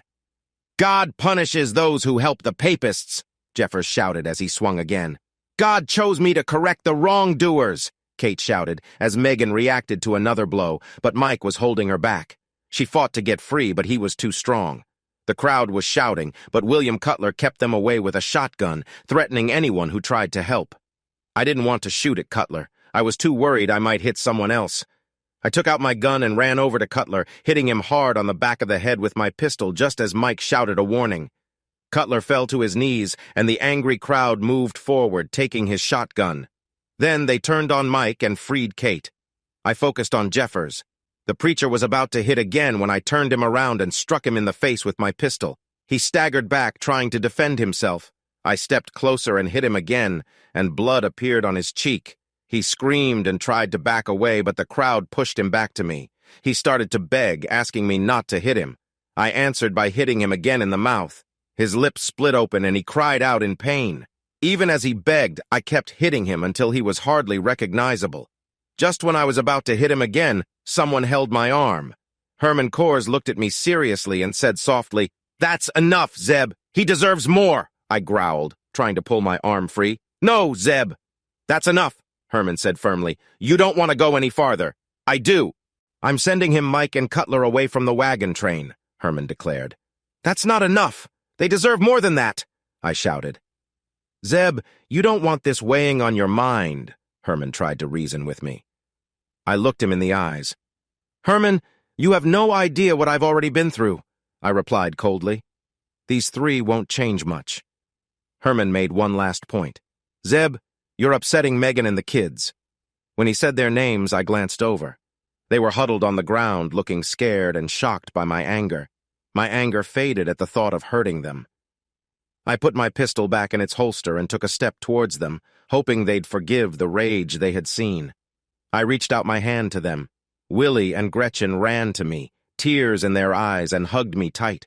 I stood there, trying to comfort them as I placed a hand on their heads. I turned to Megan, still sitting on the ground, watching me with hope. The angry marks on her body and the injuries on her back were still visible. No matter what happened, I wanted to get her away from here so I could take care of her. I gently picked her up, trying not to hurt her more, and carried her to my tent. She leaned against me as I walked. I asked Willie to get me a jug of moonshine. He rushed off to find it. Gretchen walked beside me, holding my blue jeans for comfort, worried about Megan. When we reached my tent, I told Gretchen to wait outside. I carried Megan inside and carefully laid her on a cot. She was still in pain, and I looked at the marks on her back as she kept her head down. The tent flap opened, and Kate came in with 2 bottles. One was the moonshine I asked for, and the other was a bottle of salve for Megan's wounds. Kate said the Kors would take care of Willie and Gretchen while Megan rested. Then she left me alone with her. I took the nearly pure alcohol and urged Megan to drink what she could. She took a gulp and grimaced, trying to keep it down. As she sipped, she began telling me what had happened. "When you went fishing, a lady came by and gave Gretchen a small gold crucifix to thank her for returning her husband's money he lost in a poker game. I didn't think much of it as I put the necklace on her to admire it. We were walking through camp when Preacher Jeffers saw us. When he noticed the necklace, he got furious, called Gretchen a servant of Satan, and hit her. I reacted to defend her, and he hit me back. Willie ran at him, trying to help, and he got hit too. Then the man kept causing trouble, trying to hit Gretchen again. Willie quickly jumped in front of her to keep her safe. I came back at him, and he grabbed my shirt, tearing it. I fell onto Willie, and then you came to help us, she said. "Megan, I need to take care of your wounds to stop them from getting worse. It might sting a bit, I told her. Megan nodded, getting ready for the pain. I soaked my cloth in alcohol and gently started to clean her cuts. She winced with each touch of the alcohol. I spoke to her softly, trying to comfort her, and encouraged her to sip some of the alcohol to help ease the pain. I put some ointment on the cuts, carefully working over the bruises. Megan started to shiver as I helped her. I thought about my feelings, wishing the situation was better. "I've always wanted you to hold me, Zeb," Megan said with a sleepy voice as the alcohol began to affect her. I finished wrapping her cuts in cotton as she slowly fell asleep. I stayed close, ready to help whenever she needed me. In the morning, despite my protests, Kate took charge. Herman Core's wife brought soup for Megan. I started to notice that the women who had once kept their distance were now being friendly and helpful. They were all around as Megan healed, while I stayed back and watched. Herman Core's decided the wagon train would stay put for another week to fix the wagons. This gave me time to hunt for meat to fill our supplies. I was fishing when Megan found me. I sat on a large rock downstream from the waterfall, enjoying the sun. Megan sat next to me and leaned in. "You look better," I said, feeling a tightness in my throat. "I feel better. I just needed to find you," she replied, looking at me. I put my fishing pole down and we shared a short moment together. We exchanged a soft kiss. I was careful, not wanting to hurt her, but Megan held my hands to reassure me. We enjoyed a quiet moment, just being close to each other. As things calmed down, we found comfort in being together. I moved a little closer, gently putting my hands on her legs and giving them a light touch. As we sat there, we understood each other without saying much. Megan seemed a bit uneasy, but I smiled to make her feel better. We enjoyed a comfortable silence, content in each other's company. Later, as we rested, I admired her natural beauty, feeling a strong connection. We spent the afternoon talking and laughing, the warmth of the day wrapping around us like a cozy blanket. There was no rush, no need to hurry. We really enjoyed spending time together. As the sun started to go down, we decided to take a swim under the waterfall. The cool water felt nice and helped wash away the dirt from our day. We splashed each other and laughed, having a great time. When we got back to our campsite, Willie and Gretchen giggled at us while others smiled. Kate playfully asked how we spent the day, and I laughed, saying we had relaxing moments together. Megan stayed behind to talk with Kate while I walked on, feeling happy and relaxed. Suddenly, I heard Kate burst out laughing. For the rest of the week, we kept going back to our rock, and Megan eagerly practiced the things Kate had taught her. We packed up our camp and started our journey west again. Megan drove our second wagon with Gretchen sitting beside her. Willie rode with me. We soon found a good rhythm, and everything felt perfect until a rider came with news that changed our plans. Gold had been discovered in nearby Colorado, and many miners were rushing there. I had the chance to be the first to sell them supplies. The chance to make a lot of money was exciting, and all I needed to do was head south and leave our group. That night, I shared this news around the campfire, watching carefully to see how Megan would react. Would she come with me to Colorado? Would she stay on to Utah and become the third wife of Lee Young? Or would she go with Kate to California? She kept looking at me as I talked, then said, "You won me over, Zeb. Now you need to stick with me." I rushed to her, feeling joyful as the children cheered. The next morning, we shared our decision with everyone. To our surprise, Herman Coors and almost 100 others also chose Colorado as their new home. Kate shared her wish to go on to California and then to Arizona to meet a dentist she liked, so we said our goodbyes. Before she left, Kate hugged me and Megan tightly, wiping a tear away. "I'm so happy for both of you. I'm glad you figured things out with that old man in Utah. Remember, polygamy is not allowed in America and no marriage counts until it's recognized. I've learned a lot about that from talking to lawyers," she laughed. "At least you got that sorted." We waved goodbye, promising her that she would always be welcome in our home. Willie and Gretchen ran next to her wagon, saying farewell to their Aunt Kate. She kept laughing and wiping her eyes as she waved until she disappeared from view. We traveled to a town called Golden and fell in love with the lovely landscape. I set up my wagons to sell supplies and quickly sold everything to the miners arriving to find their fortunes. I sent a telegram to St. Louis, went to restock my supplies, and began to set up a store in the growing town while we worked on our home. We chose a spacious, grassy area for our homestead, and Willie and I started building our house. Herman Kors settled just a few miles away, always talking about how great the water was while he worked on his business. A year later, on a cool morning of October 15th, I was riding to the store. I tied my horse in front of my shop and noticed a group of men slowly walking toward me. One of them shouted, and I focused on them. An old man yelled, "I'm here to confront you, Zebulon Russell, for taking my wife." Lee Young kept coming closer to me, even though he looked hurt. I worried about Megan because of this man. Young was with several others, all aiming their weapons at me. As they got closer, I recognized William Cutler, Mike, Preacher Jeffers, and Johnny behind the deuce. I didn't know how this had happened, but they all seemed set on getting back at me. They meant to give me no chance to escape. I was just as determined to stand my ground. They were about 50 yards away when I pulled out my Henry rifle. Their eyes widened as I aimed. I fired first, and a red stain appeared on Lee Young's shirt. The hit spun him around, and he lost control of his weapon. Buckshot hit Preacher Jeffers, and I saw that his right arm was badly hurt as he fell. I fired 2 more shots into Lee Young's chest, and he fell to the dirt. Johnny behind the deuce ran towards me in a panic. He didn't make it in time. I fired, and he fell, stopping him in his tracks. I felt the sting of nearby shots from Cutler, who was too far away to be a real threat. He struggled to reload and dropped a shell as he rushed. When I aimed at him, he dropped his shotgun and raised his arms in surrender. My shot hit its target easily. He fell back, and I turned to Mike. He dropped his weapon and begged me not to shoot.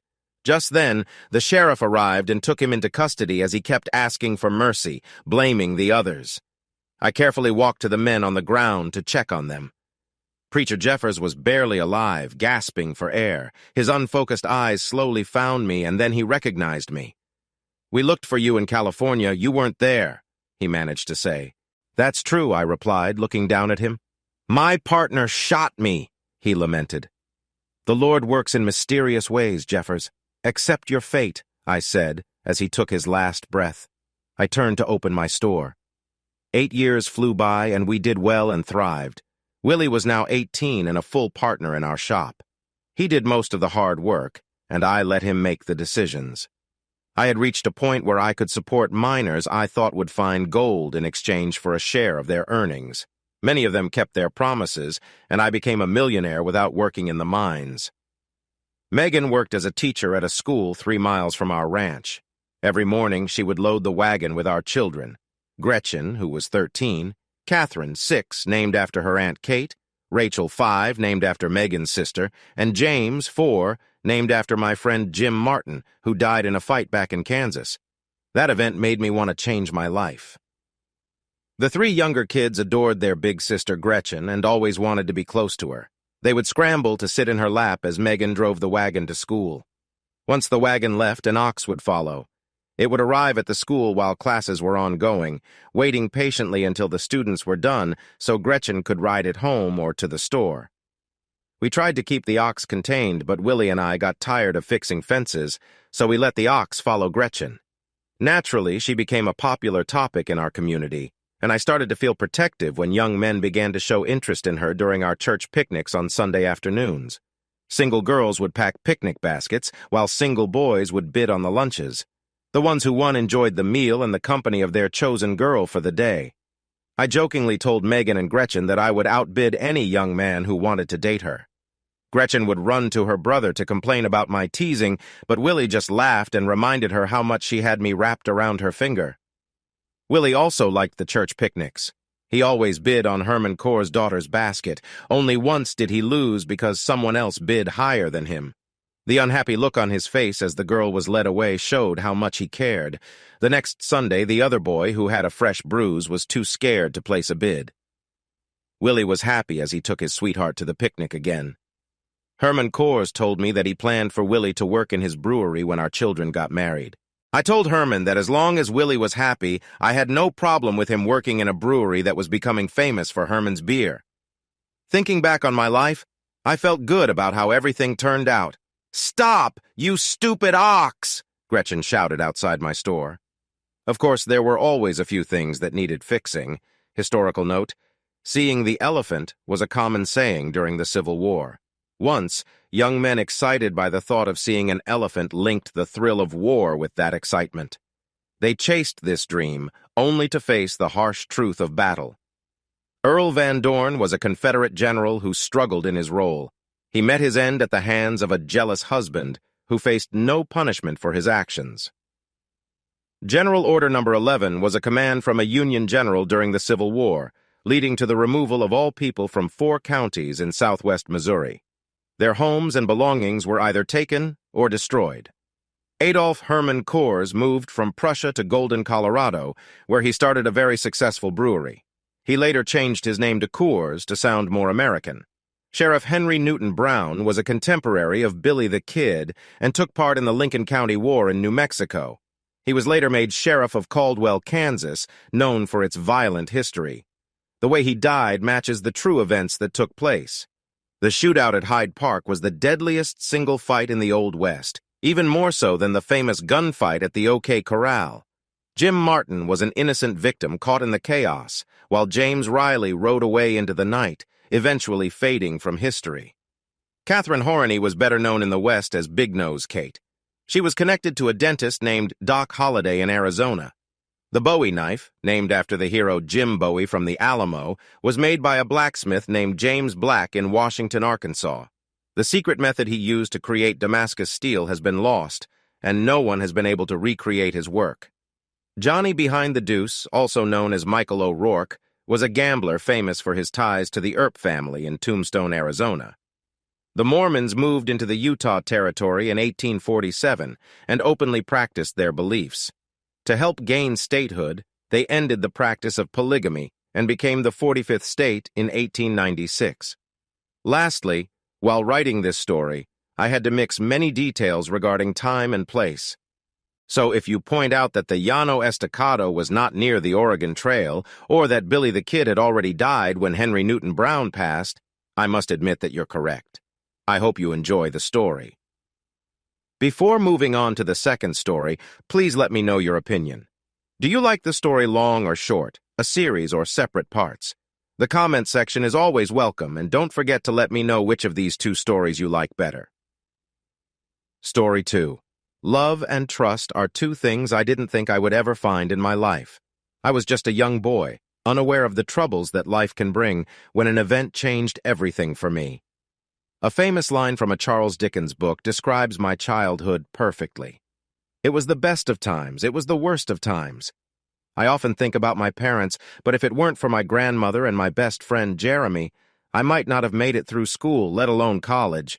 It took 20 years for me to look in the mirror and feel proud of how far I've come. The bad dreams are mostly gone. The anger is much better too. But I had to pay a heavy price for this peace. We laid my grandmother to rest just before I turned 24. I still feel her loss deeply. Jeremy and his wife Cindy are always there for me when I need someone to talk to, which is less often now. Regina, the love of my life, understands my feelings. She has faced challenges too, but she had a loving family to support her, unlike me.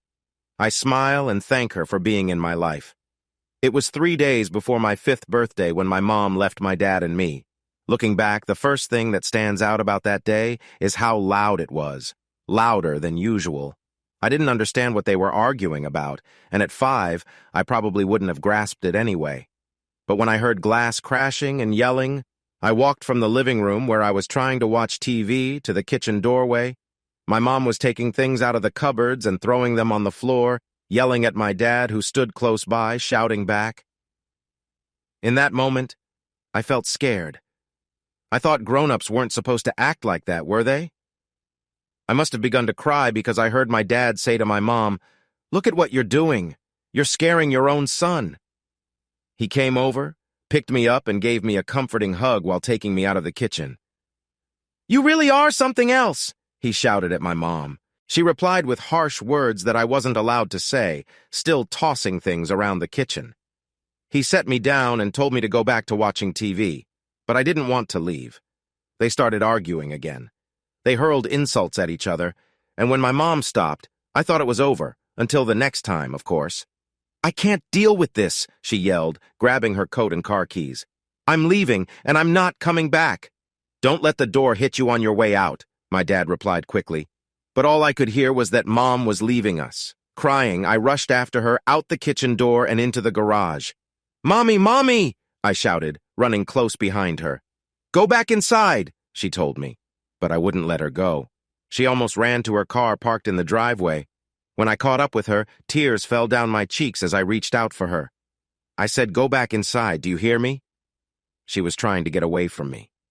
I wrapped my arms around her waist, wanting to stop her from leaving. "Stephen Joseph, I said go back inside now!" I reached for her once more, and suddenly, it happened. There was a loud noise I didn't expect. I felt the sting right away, and time seemed to freeze for me. My mom had never acted like this before. I was in shock, just standing there looking into her eyes, which were wet with tears. Something changed inside of me that day. Before that moment, I felt innocent, but now I felt different. "You shouldn't be here," my dad said firmly. He picked me up and carried me back indoors. But that didn't stop my mind from trying to figure out how my mom could have acted like this. I thought she loved me. I stopped crying and felt numb. My dad sat me on the couch. He stared out the front window, watching my mom drive away. The neighbors who were home saw everything that happened, and even now, they still talk about it. The next day or two were a blur. My grandma came over, and they made a plan for my care. From then on, she was there every morning when I woke up and stayed with me until Dad got home. As for my mom, that became something I had to deal with all by myself as my dad and his family pulled away. It was almost a month before I saw my mom again. My grandma took me to her parents' house. I spent all of Saturday and most of Sunday with her. She was kind and loving that weekend. We didn't talk about the day she left, and all I cared about was being with her again. "As soon as I get settled, you'll come live with me," she kept promising over and over. At 5, I had no reason to doubt her, but no matter how many times she said it, it never happened. Her visits became less frequent, first every other week, then once a month. Eventually, I only saw her during holidays and special times, especially as I grew older. Things seemed to change when one Friday after school, I was dropped off at my grandparents' house, and she didn't come to see me at all that weekend. My grandparents kept me busy, but they weren't the one I had come to see. I really I needed my mom, but I wasn't sure if she still wanted me. "Sweetheart, your mom had to work this weekend," they told me. "She has an important job, and you should be proud of her." I didn't care about her job. I just wanted to see her. It felt like I wasn't important to her anymore. After that weekend, if Mom wanted to see me, my dad made her pick me up at our house. She said she loved me, but she always seemed to have someone else with her. I remember one Friday night when I was about 13. She came to pick me up with someone else by her side. I took one look at them and shut the door. After that, I never spent another weekend with her. She would call, send emails, and text me, but that was about it. I realized that, in her eyes, I just wasn't important anymore. I didn't want to be someone she felt she had to check in on. Kids can be cruel, especially if you don't fit into their group. At first, they would ask why I didn't have a mom living with me. I told them I did have a mom. She just didn't live with us anymore. Then, the teasing started. There were name-calling and even pushing. I don't know how many times I came home from school feeling sad. My grandmother was always there for me, offering kind words and hugs. But as I got older, that didn't heal my wounds or make me feel better. One day, I came home from school with a bruise. A kid told me his dad said my mom wasn't a good person and that my dad had sent her away. We argued, going back and forth with is not is too, probably a dozen times before I finally pushed him. Then he and 2 of his friends approached me. If it hadn't been for Jeremy, I don't know what would have happened. He came from behind and stepped in. Even though it was 2 of us against 3 of them, we tried our best but still lost the fight. It was hard not to because they were older and bigger than us. After that day, Jeremy and I became very close friends. When my dad saw me, his face changed. He looked at my bruise, worry clear in his eyes. "Who did this to you?" "A couple of older boys," I said, looking down at the floor, too embarrassed to meet his gaze. "How many were there?" I told him everything that happened, including what Jeremy had tried to do to help. He sat me down on the ottoman in front of his chair. "Steve, life can be tough sometimes. If you want something, you need to stand up for it. There will always be someone trying to take it away from you. You may not be a fighter, you're small, but that doesn't mean you have to give in. You just have to be smarter and ready to do what it takes to succeed. Do you understand? I didn't quite understand, but I was about to learn how to find balance. It was a tool I could use, with a leather strap for my hand. It was made from what used to be the handle of my old wooden baseball bat. Now it was my way of standing up for myself. Don't look for trouble, but if it comes to you, don't back down. If they see they can't scare you anymore, they'll move away, and if they don't, show them you won't be an easy target. My grandmother was not happy about this. She reminded my dad that the good book said to be tolerant. "Ma, that just gives them a chance to push more. The sooner he learns that nothing in this world is free, the better," Dad said. He showed me how to use it, and for the first time in a long while, I felt a new sense of confidence walking to school. It took just 3 days. Jeremy and I were walking home when the group that had confronted us before, plus one more kid, blocked our path. "Your mom's a joke and your dad's weak," the big kid in front said with an annoying grin. I remembered what Dad said about avoiding fights, so we tried to walk around them. "Did you hear me? Your dad's weak, so that means you are too," he yelled. Laughing, he grabbed me from behind and pulled me to the ground. In that moment, I reached into my backpack, grabbed the leather strap, and got ready.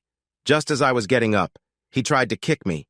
With my way of standing up in my right hand, I swung it hard and hit his lower left leg. His cries felt good. I swung again and hit him on his upper left arm. Now he was the one on the ground, looking sorry. With new strength, I faced the surprised group. I saw doubt in their eyes. They took a step back. I turned to the boy who had grabbed me. "If I ever hear you say anything about my mom or dad again or touch me, you'll regret it, understand?" I tapped him lightly on the arm when he didn't answer. That made him pay attention. "Okay," he said softly, looking up at me. Jeremy and I walked right through the group. Even though I still felt nervous, I felt good too. My heart raced, I was sweating, but for the first time I didn't feel like an easy target. When I told my grandma about it, she was not happy. "Fighting never leads to anything good. If you had just walked away, they would have left you alone." I loved my grandmother, but she was from a time when people were kinder. That just wasn't true anymore. My dad only smiled when I told him what happened. He warned me not to get too overconfident, saying maybe now they would leave me alone. Even though the fight didn't happen at school, 2 days later, my dad and I, along with other parents and kids, were called into the principal's office for a meeting. My dad told me to keep quiet while we listened to the other parents. They talked a lot about how upset Timmy was and how I might have really hurt him, affecting his future chances. They also said their kids were very shaken by what they saw. Things were not looking good for me. When my dad stood up to leave, the principal asked where he was going. "After hearing all this for 20 minutes, I need some fresh air," he said. "Mr. Moore, you don't seem to be taking this seriously," the principal said, standing to face my dad. "That was a mistake." "But I am serious. I wouldn't have created that club for my son or shown him how to use it if I didn't care. Maybe next time when kids decide to bully someone smaller, they'll think about the results first." My dad looked at the other parents. "Honestly, I wish your son had learned how tough it is to be picked on every day. And if you want, I have someone who saw everything and can tell you the truth. My son was just protecting himself." The room fell silent. "I see 2 choices. 1, you can give these kids detention for their bad behavior, or I can call the school board and tell them the principal allows bullying here." My dad faced the principal. "The choice is yours." The principal started to stammer, and my dad took my arm. We walked out with our heads held high. Before we left, my dad turned to Timmy's dad. "By the way, I knew your wife in high school. She had quite the name back then. And I guess that says something about you, too." My dad smiled and didn't wait for a reply. We just left. I felt proud of my dad. I wish I could say my dad was always supportive, but that wouldn't be true. He provided everything I needed but didn't show much warmth or affection like the women in my life did. He believed in being strong and never showing weakness. He always told me that real strength means staying tough. My grandmother stepped in as my second mother, always doing extra things for me. She made me feel loved and taught me how to be kind to others. And by others, I mean girls. Even though my dad dated sometimes, he never paraded women in front of me. If he brought someone home, he made sure I was in bed first. Sometimes I would hear him and his date in his room, but I never mentioned it. There were some topics we just never talked about. He thought I'd figure things out on my own, just like he probably did. When I grew old enough to start dating, my dad warned me that if I ever thought about being close with a girl without protection, he and I would need to have a serious talk. I wouldn't enjoy it. Just a few days later, I found a box of protection on my bed. I guess he wanted to make sure I was safe. My dad would never do that for me, my best friend Jeremy said. Your dad is so cool. Since I wasn't dating anyone at the time, I gave Jeremy half the box since he was. Jeremy and I had been best friends ever since he helped me stand up to some bullies one day after school. We were in the same grade, but not always in the same class. We lived just a few blocks apart, so after school we would hang out at my house or his. My grandmother called him her adopted son, and his parents were always welcoming, offering me dinner.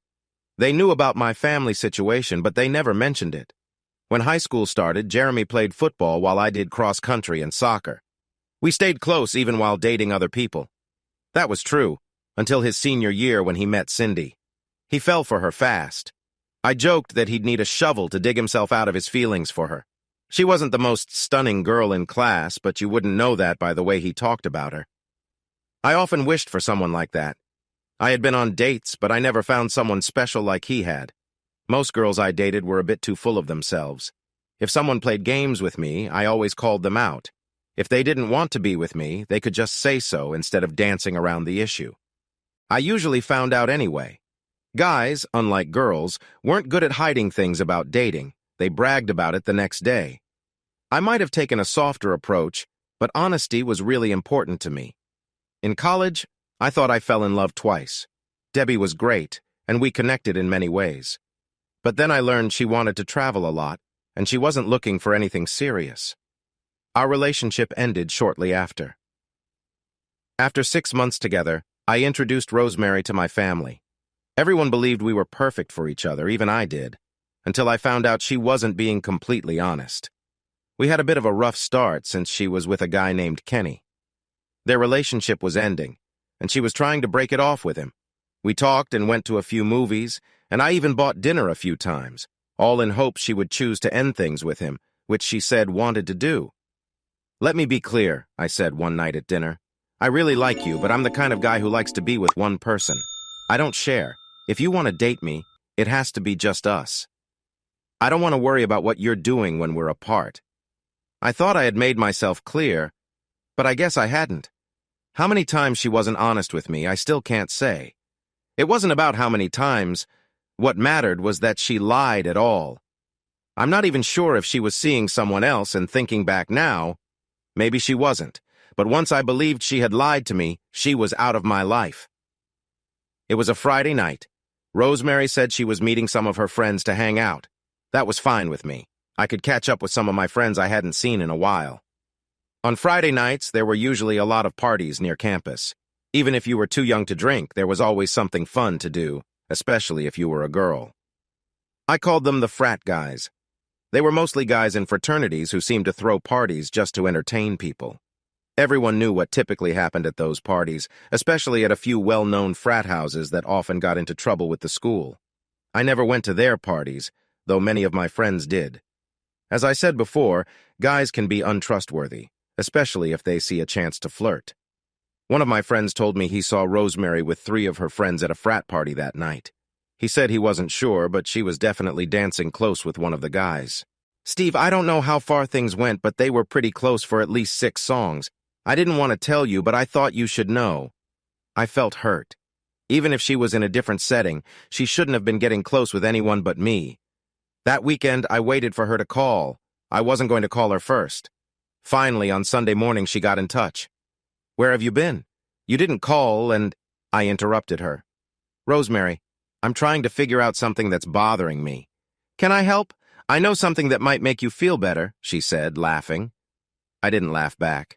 How was your Friday night with your friends? I asked, trying to see if she would tell me the truth.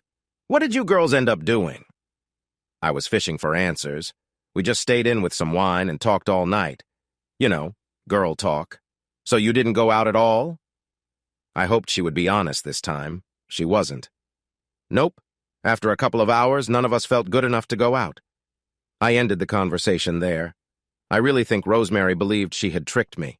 For the next week, I didn't answer her calls, texts, or emails. "Where are you? And why haven't you answered me?" she asked, clearly getting frustrated. The situation really reached a turning point when she was waiting for me outside my accounting class.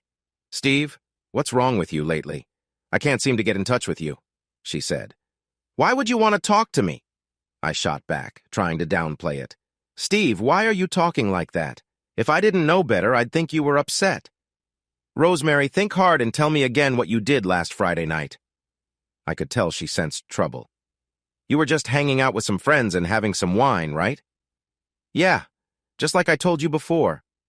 "So you're saying Gary was wrong when he told me he saw you and 3 friends at the Alpha House on Friday night, and you didn't get too close with anyone there. Is that what you're saying?" Her hands were fidgeting, and I could see I was on to something. "Steve," she began, but I cut her off. "Because if that's true, we'd be done. You know how I feel about dishonesty. Luckily, you're not like that, so I trust you completely." Tears filled her eyes, and she knew she had been caught. "I didn't mention it because I knew you'd be upset. They convinced me to go." "Did they also tell you to get personal with that guy? How far did it go that night? Did you leave him with a special memory?"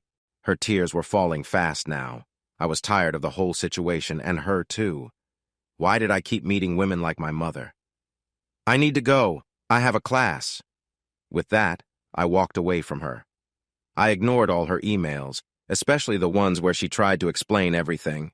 It was just one mistake, and she felt bad. I did too, but it didn't matter. We were over. "Sorry, man," Jeremy said as we had a few drinks later that night. "I thought you and Rosemary were perfect together." "So did I. But I'm glad I found out now instead of 10 years later like my dad did. Let me ask you something." I looked him straight in the eyes. "Has Cindy ever misled you?" He looked confused. "You know, have you ever caught her in a lie?" "No, not that I can think of. And if she did, it would have to be a really big deal for me to end things like you did with Rosemary." "Well, would you be willing to introduce me to her? I can't seem to find someone special, and you did on your first try. With your luck, you can always find another." Even if I said yes, which I'm not going to, Cindy would never agree. She thinks you put too much pressure on people and expect too much.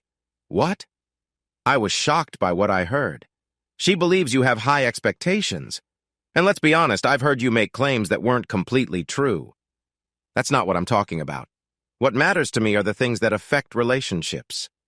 If Rosemary was your girlfriend, what would you have done? She really tricked me. I even gave her chances to be honest, but she still didn't tell the truth.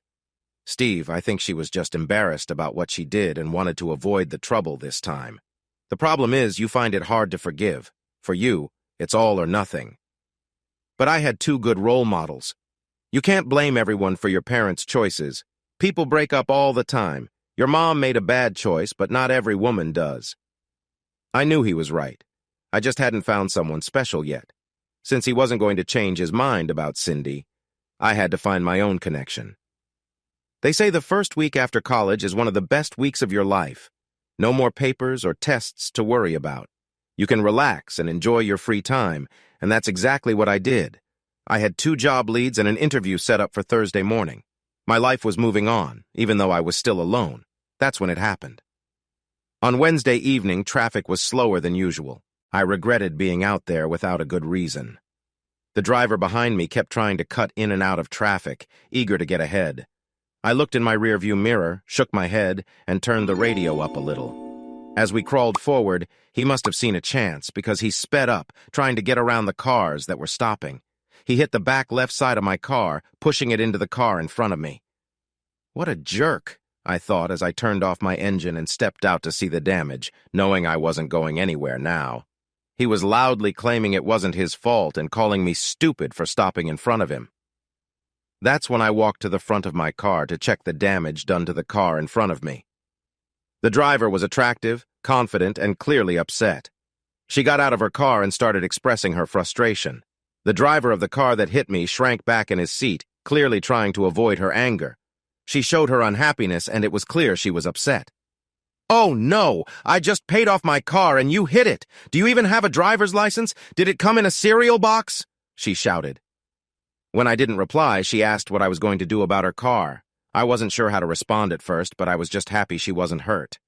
"Look, I'm sorry I hit you, but the guy behind me hit me and pushed me into you. I'm just glad everyone is okay." "Well, not everyone is okay. Because he couldn't wait for the light to change, I'm going to be late picking up my little girl from daycare." She continued to express her anger, standing there in a light blue sundress with her arms crossed. Her stare was sharp as she looked at the other driver, who seemed to want to disappear. "Listen," I said, "when the police get here, which might take some time, they will just ask everyone what happened and make sure we share our insurance information.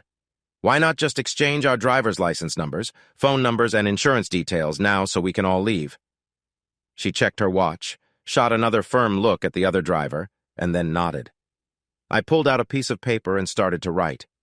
The other driver didn't have his insurance card, but we got the rest of his details. When he turned to apologize to Regina, that was her name, he made the mistake of looking away from her eyes. "Hey, my eyes are up here," she snapped, clearly annoyed. I could tell Regina was getting more upset. "Let's all stay calm and sort this out so we can leave," I suggested. "And don't worry, he is definitely at fault. His insurance will cover it." "Who's going to pay the money I need to fix my car first?" she asked. "Well, you might have to pay that at first, but you can get it back from his insurance or mine." I gave her all my information and hoped her insurance would help her out.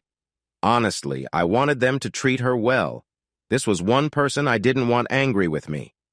"Don't worry, because if they don't help, it will all come out of that guy's situation," she said, looking at him with determination. I felt sorry for that poor guy if his insurance didn't step up. I wasn't sure my own would, since the accident wasn't my fault, and I really didn't want to deal with Regina's anger. In about 25 minutes after the accident, we got everything we needed, much to the relief of all the cars trying to get by us. Finally, the police arrived and gave us accident reports to fill out. When they found out the guy in the Mustang didn't have his insurance info, they wrote him a ticket. He deserved it. After what felt like hours but was really just 45 minutes, I was finally on my way. The next week, I went to 2 job interviews and set up a third for the following Monday. The job I really wanted didn't pay as much as the other 2 but had the best chance for growth. I would be a link between engineering, purchasing, and manufacturing, making sure everything was on schedule. If any changes were needed, I would help them so things wouldn't get delayed. "It can be a bit stressful at times. I can promise you that you won't get bored," the interviewer said, both warning and informing me. It sounded perfect for what I wanted. A few weeks later, after a second and third interview, I got the job and was ready to start working. Life was going pretty well for me lately. I learned from my insurance company that the reason the guy I bumped into didn't have his insurance card was that he didn't have any insurance at all. Thankfully, my car would be fixed under my policy. I knew that I wouldn't get my out-of-pocket costs back from anyone, so I called him. He told me he had lost his job weeks ago and was short on cash. He promised that as soon as he found a new job, he would pay me back. Yeah, right, I thought. I should have seen the call coming, but I didn't expect it. When I picked up, I instantly recognized her voice. "That guy doesn't even have insurance or a job," she said right away. "He said he'll pay me back." "Yeah. Right. I'm not waiting for that. I guess I'll have to get paid through your insurance company." "Good evening, Regina," I replied, trying to start the conversation on a nicer note. "I've already sent in my accident report and everything needed. If you'd like, I can give you my agent's name and number. I'll need that info in case I run into any problems.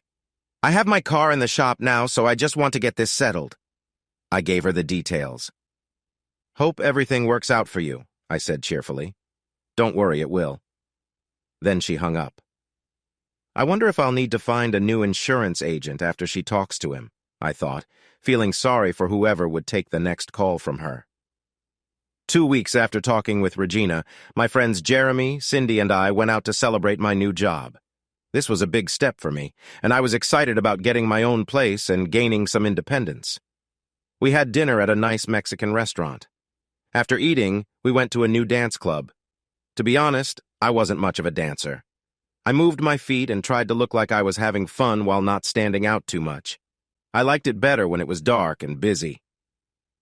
After we finished our first drinks, we got a table that had just emptied. In a crowded place like this, getting a table was important. The club was nice, the music was good, and I was enjoying myself when I noticed someone walking towards us.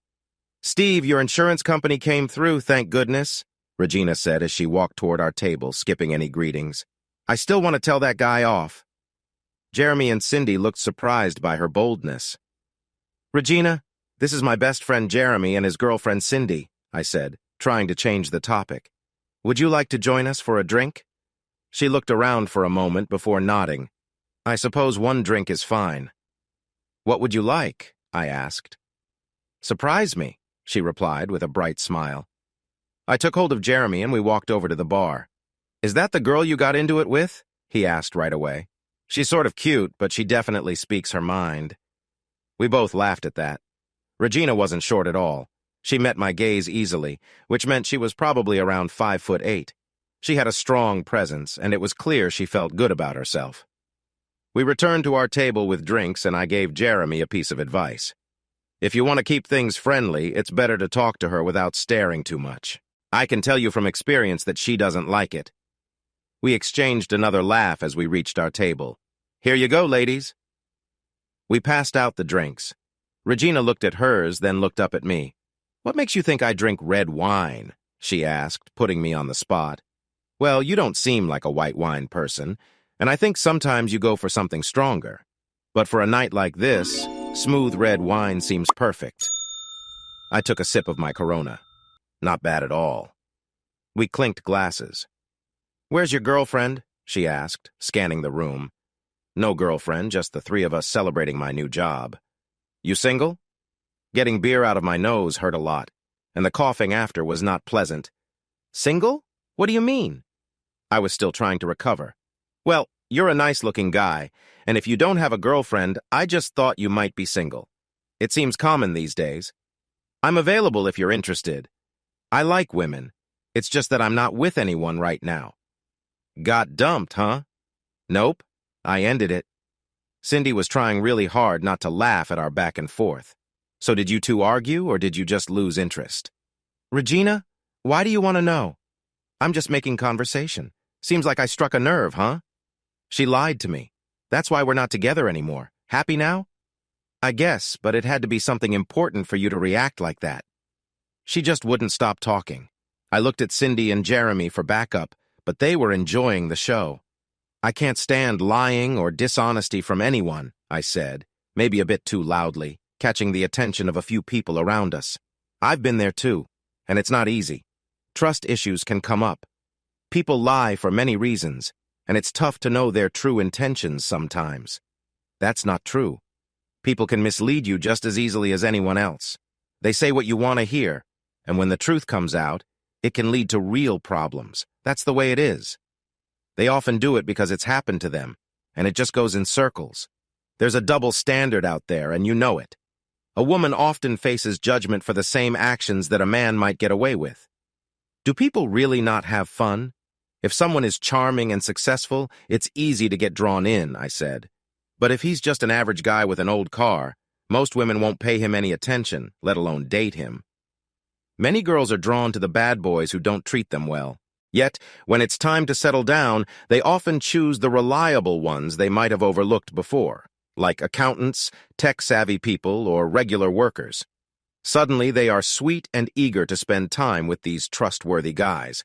It seems they are looking for someone stable because their past choices aren't right for lasting relationships. Once they find that dependable partner, if someone more attractive comes along, they might not think twice about straying since they feel secure. I was feeling upset and was confronting a girl I hardly knew.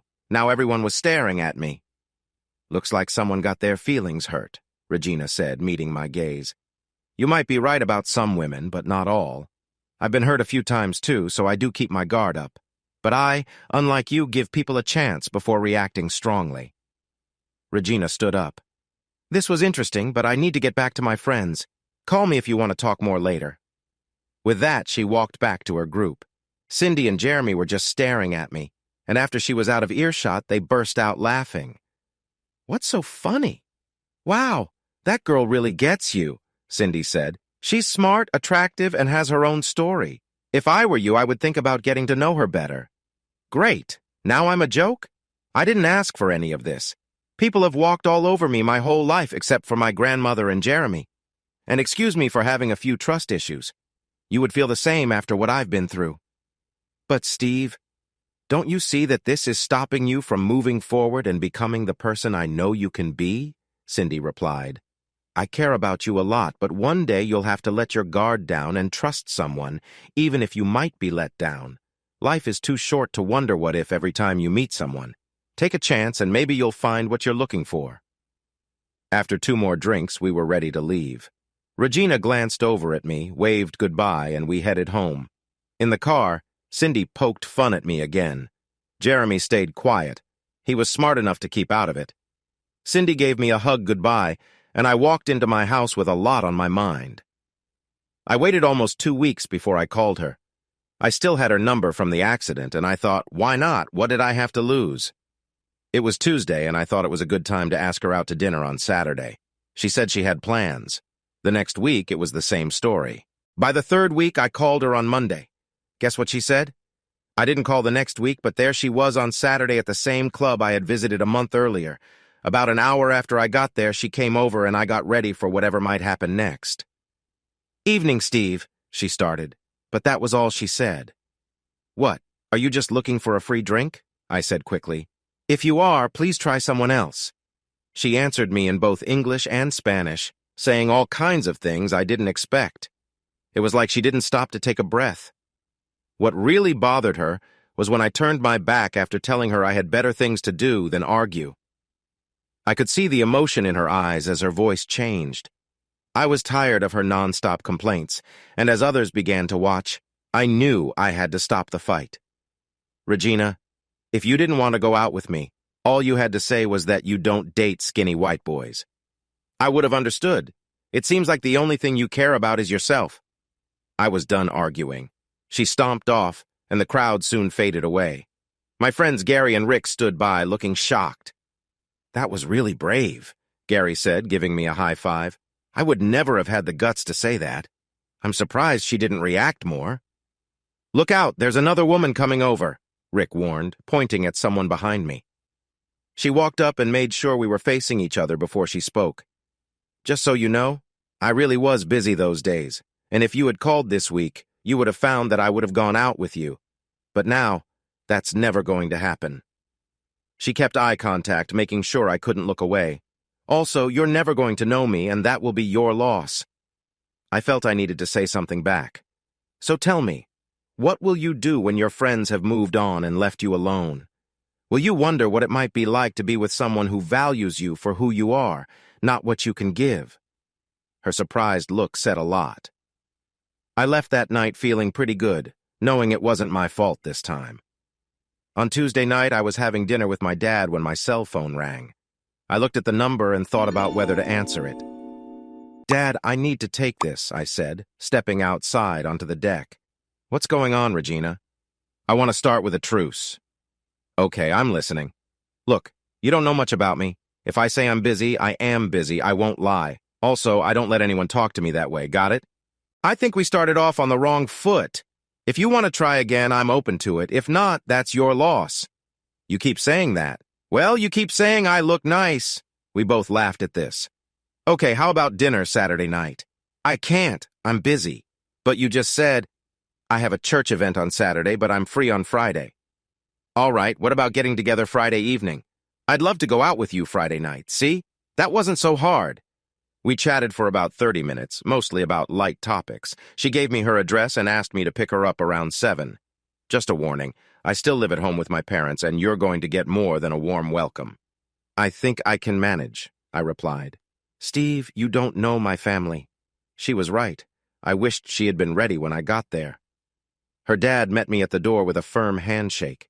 Inside, I spotted 2 large men leaning against the fireplace, while several women watched me closely as I entered the house. What did I do for a living?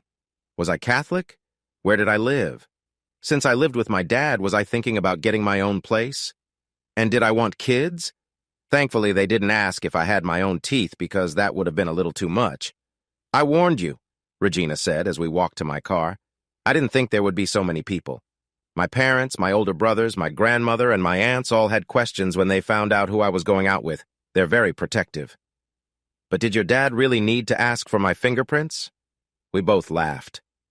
We had a nice time, even if there were some awkward moments because of our past. Regina had baggage from her ex-boyfriend, who left her when he found out she was pregnant. She told me her 3-year-old daughter, Angela, came first. Steve, how do you feel about dating someone with a 3-year-old? You have to know that we won't always have time together. I always had to think about Angela when we made plans. It could get tricky, and if you don't want to move forward, I'd understand. Why don't we take it one day at a time and see how things go? I haven't spent much time around kids, so this will be a new experience for me. But I'm not too worried about it. We got kicked out of the restaurant at 11. As I drove her home, she asked me to pull over into a parking lot about half a mile from her place. She took off her seatbelt and moved closer to me. It was a sweet moment that caught me off guard. After a little while, she returned to her side of the car, buckling her seatbelt and fixing her hair. I must have looked surprised, but I was happy. Did you really think I would let you park right in front of my house with everyone watching? Plus, I wanted to see how you act when there's no pressure. Now let's go. I need to get home before my family starts wondering where I am. When we arrived at her house, I opened her car door and walked her to the front door. She quickly thanked me. Out of the corner of my eye, I noticed some shadows moving inside the house. They can't be this protective, I thought as I walked back to my car. She's an adult with a daughter. I waved goodbye and drove away. I knew it was a silly thing to do. I might have gotten away with it if no one in her family had seen me driving past the church on Saturday night. They waved and I waved back, feeling a knot in my stomach. You were checking on me? Regina said on the phone. Her words echoed in my mind. It's not what you think. I just wanted to see what you were up to.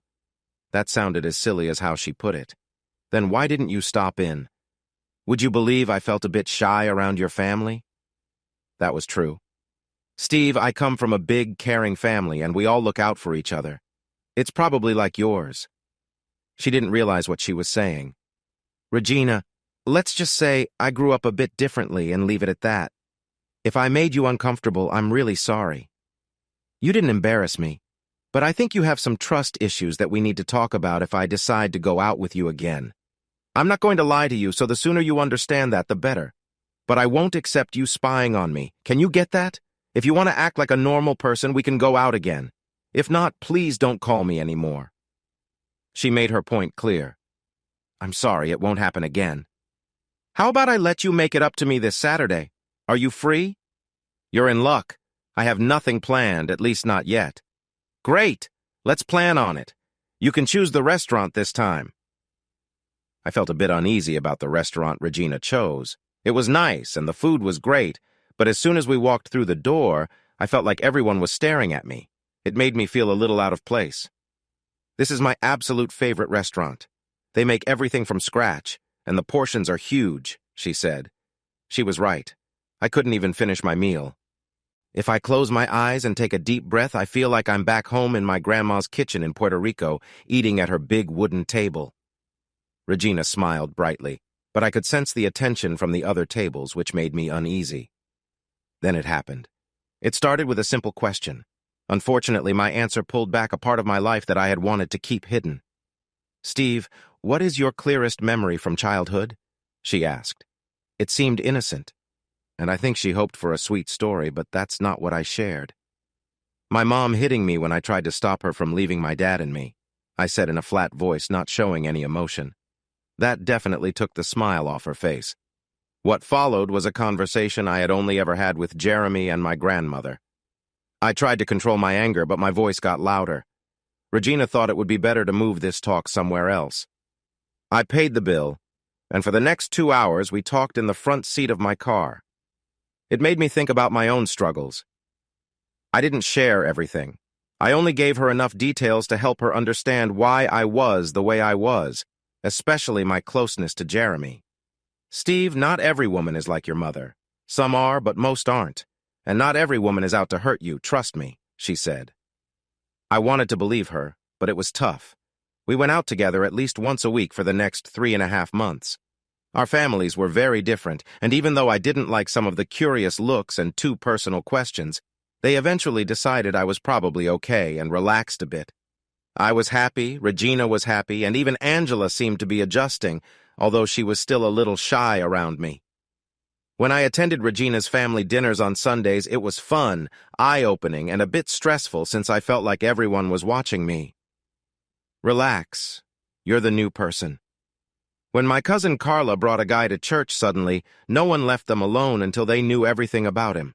Women are just more curious, unlike men, she assured me, which made me feel a bit better. My family never went to church, but I was expected to go with her every Sunday. Her family still wasn't completely sure about me, and I felt the same way about them. This whole family situation was new and strange for me. When I said Regina was pretty, I really meant it. I liked that I could look her in the eye when we had a moment together. She had a special charm that pulled me in. After talking honestly, I learned about her worries. "Steve, I really like you," she said with a warm smile. "You know my past, so I hope you can understand why I'm not ready to take the next step yet. I know you're a bit frustrated, but think how wonderful it will be when the time is right." I promised her I understood and would wait until she felt ready, even though my patience was tested. Then one day, one of my worries came up. I wasn't sure if it was jealousy or just not wanting anyone else to be too close to her. Our talks got more serious. You see, Regina loved to dance, not just liked it, but truly enjoyed it.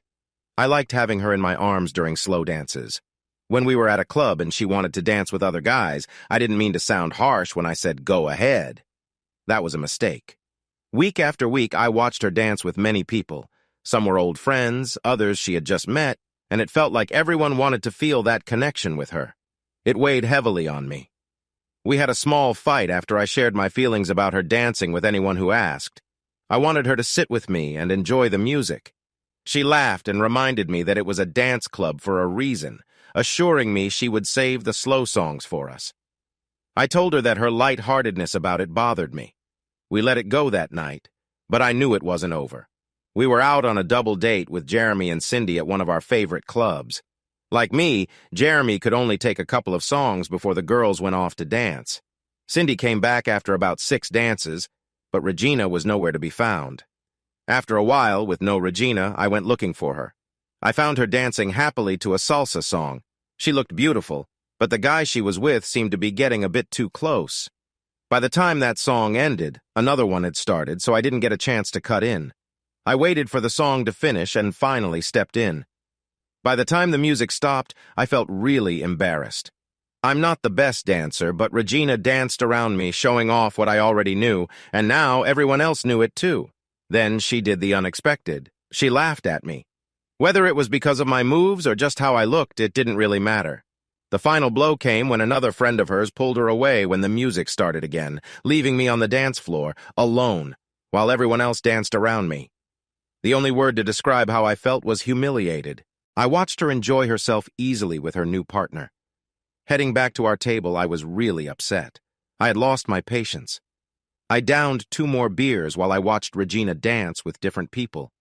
But one guy was dancing with her a lot more than the others. I felt my frustration grow, and the beers weren't helping me calm down. "Steve, just relax. They're just dancing," Cindy said, noticing how upset I was when I saw that guy leaning in too close to Regina as the music ended. I nearly made it to the dance floor, but then the music started up again, and she and the guy disappeared into the crowd. "I can't take this," I mumbled, heading back to the table. I put my beer down, grabbed my jacket, and walked towards the door. "Steve!" Cindy called out to me, but I didn't look back. Jeremy followed me outside. "You know this will upset her, right?" he said. "I see what you're saying, and maybe she is having too much fun tonight, but leaving her here won't help. Plus, you're not in any shape to drive. Come back inside and cool off. Just take a cab home. If I stay any longer, I won't be able to keep quiet when she finally shows up. You can take her home unless she decides to go with one of her dance partners." I didn't think anyone could make me stay. It felt like everyone inside was laughing at me because of how Regina was acting. She came with me, so why was she treating me like this? Driving home was a bad choice. When I stumbled through the front door, my dad looked at me and frowned. If I ever think you've driven after drinking again, I'll have to step in. I don't care about your safety. I worry about others," he said. I tried to explain what had happened, but he wouldn't listen. If you can't keep your relationship together, that's your problem. That's when the 5 drinks I had caused a lot more trouble. Is that what happened with you and Mom? She thought she could find someone better? I immediately knew I had said something wrong. I had thought it over the years, but I had never actually said it out loud.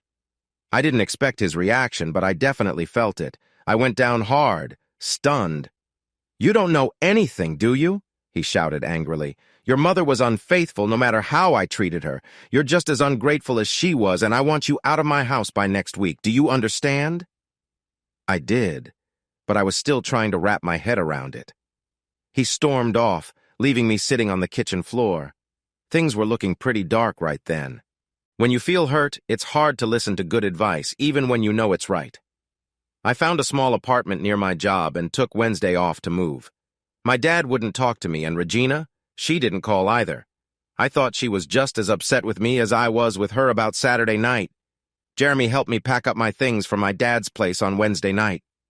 Before we left, I took the house and garage keys off my keyring and left them on the kitchen counter. I felt even more distant from my family now. "Give him a few days, he'll come around," Jeremy said. But I knew this was serious. After 3 weeks of no replies to my messages, I started to lose hope. Regina and I had a big fight about her attitude that Saturday night. She told me to leave her alone. Things were not getting better, and soon they would get worse. I felt alone, and for the first time, I only had to answer to myself, and maybe my new boss. Cindy thought I was being hard on everyone. When I told her to back off, Jeremy and I had our first real argument in 20 years. He was upset I put him in a tough spot. He understood how I felt, but he also liked Cindy. I complicated things for him. He didn't have to pick a side, so I stopped calling him too. I started spending time with a new group from work. They were a mix of men and women who liked to have fun, especially on the weekends. I pushed myself to dance, and it seemed to boost my confidence. I didn't care what people thought of me anymore, and maybe for the first time I felt good about myself. I saw her dancing with a few guys. She knew I was there since I caught her looking at me.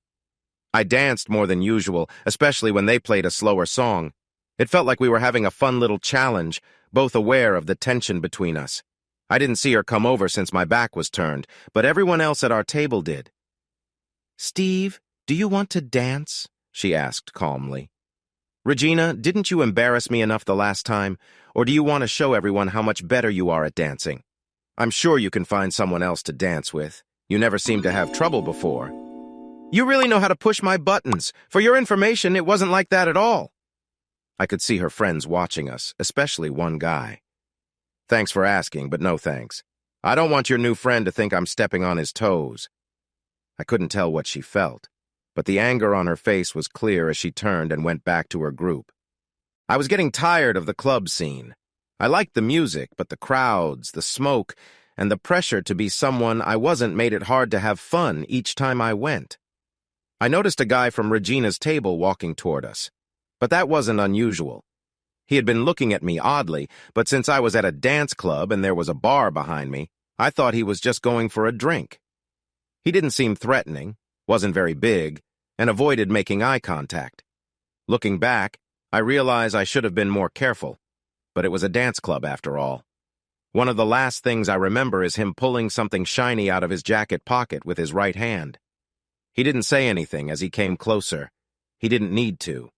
Suddenly, I felt a sharp pain in my stomach. Acting on instinct, I pushed him away and saw the dangerous shine of what he held in his hand, too late for me to react properly. Everything started to go blurry, and I fell to the ground, feeling weak and confused. Later, I learned that my friends quickly jumped into action. They threw things at him to keep him away, and someone called for help. It's not wise to mess with a man who is 6'6" and weighs 350 pounds, even if you have a sharp knife. I heard the bouncer nearly broke his arm. As for me, I lay on the floor for about 5 minutes before the paramedics put me on a stretcher and carried me out to an ambulance. I didn't know what had happened because I had passed out. Even when I woke up in the hospital, I was still unsure of what went on. The room was dark, and for a moment when I opened my eyes, I thought I couldn't see. But then I started to focus, feeling relief until the pain hit me. Then everything came rushing back. At least I was still alive. How do nurses know when someone wakes up?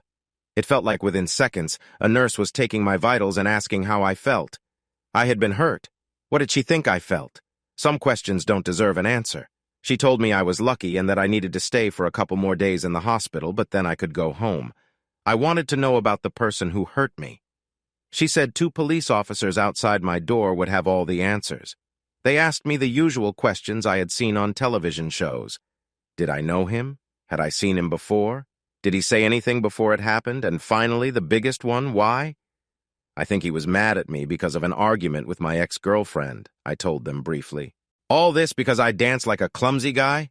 I guess I need to take lessons when I get out of here, I said, shaking my head in disbelief. They didn't find it funny, and I didn't either. Your attacker is in custody and is being charged with using a deadly weapon. Depending on what we find out, he could be charged with attempted murder. I liked the word attempted. I finished giving my statement, signed it, and they left, saying they would be in touch. I must have fallen asleep again. When I woke up next, the room was still dark. You didn't need to go to such lengths to get me to talk, a voice said from the shadows.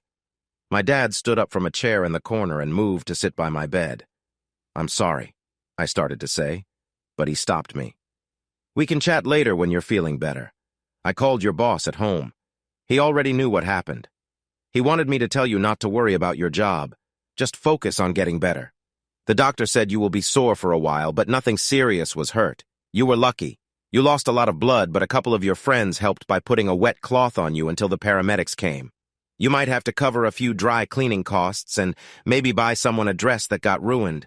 But the good news is, you are alive, and I'm thankful for that. Maybe next time you'll keep your head out of trouble. My dad always had a way with words. Just then the doctor walked into my room. Good evening, Mr. Moore. How are you feeling? He asked, looking at my notes. Son, I need to make a few more calls. I'll see you later. My dad started to leave, and I called after him. Love you, Dad. Love you too, son. Rest up, and I'll be back soon.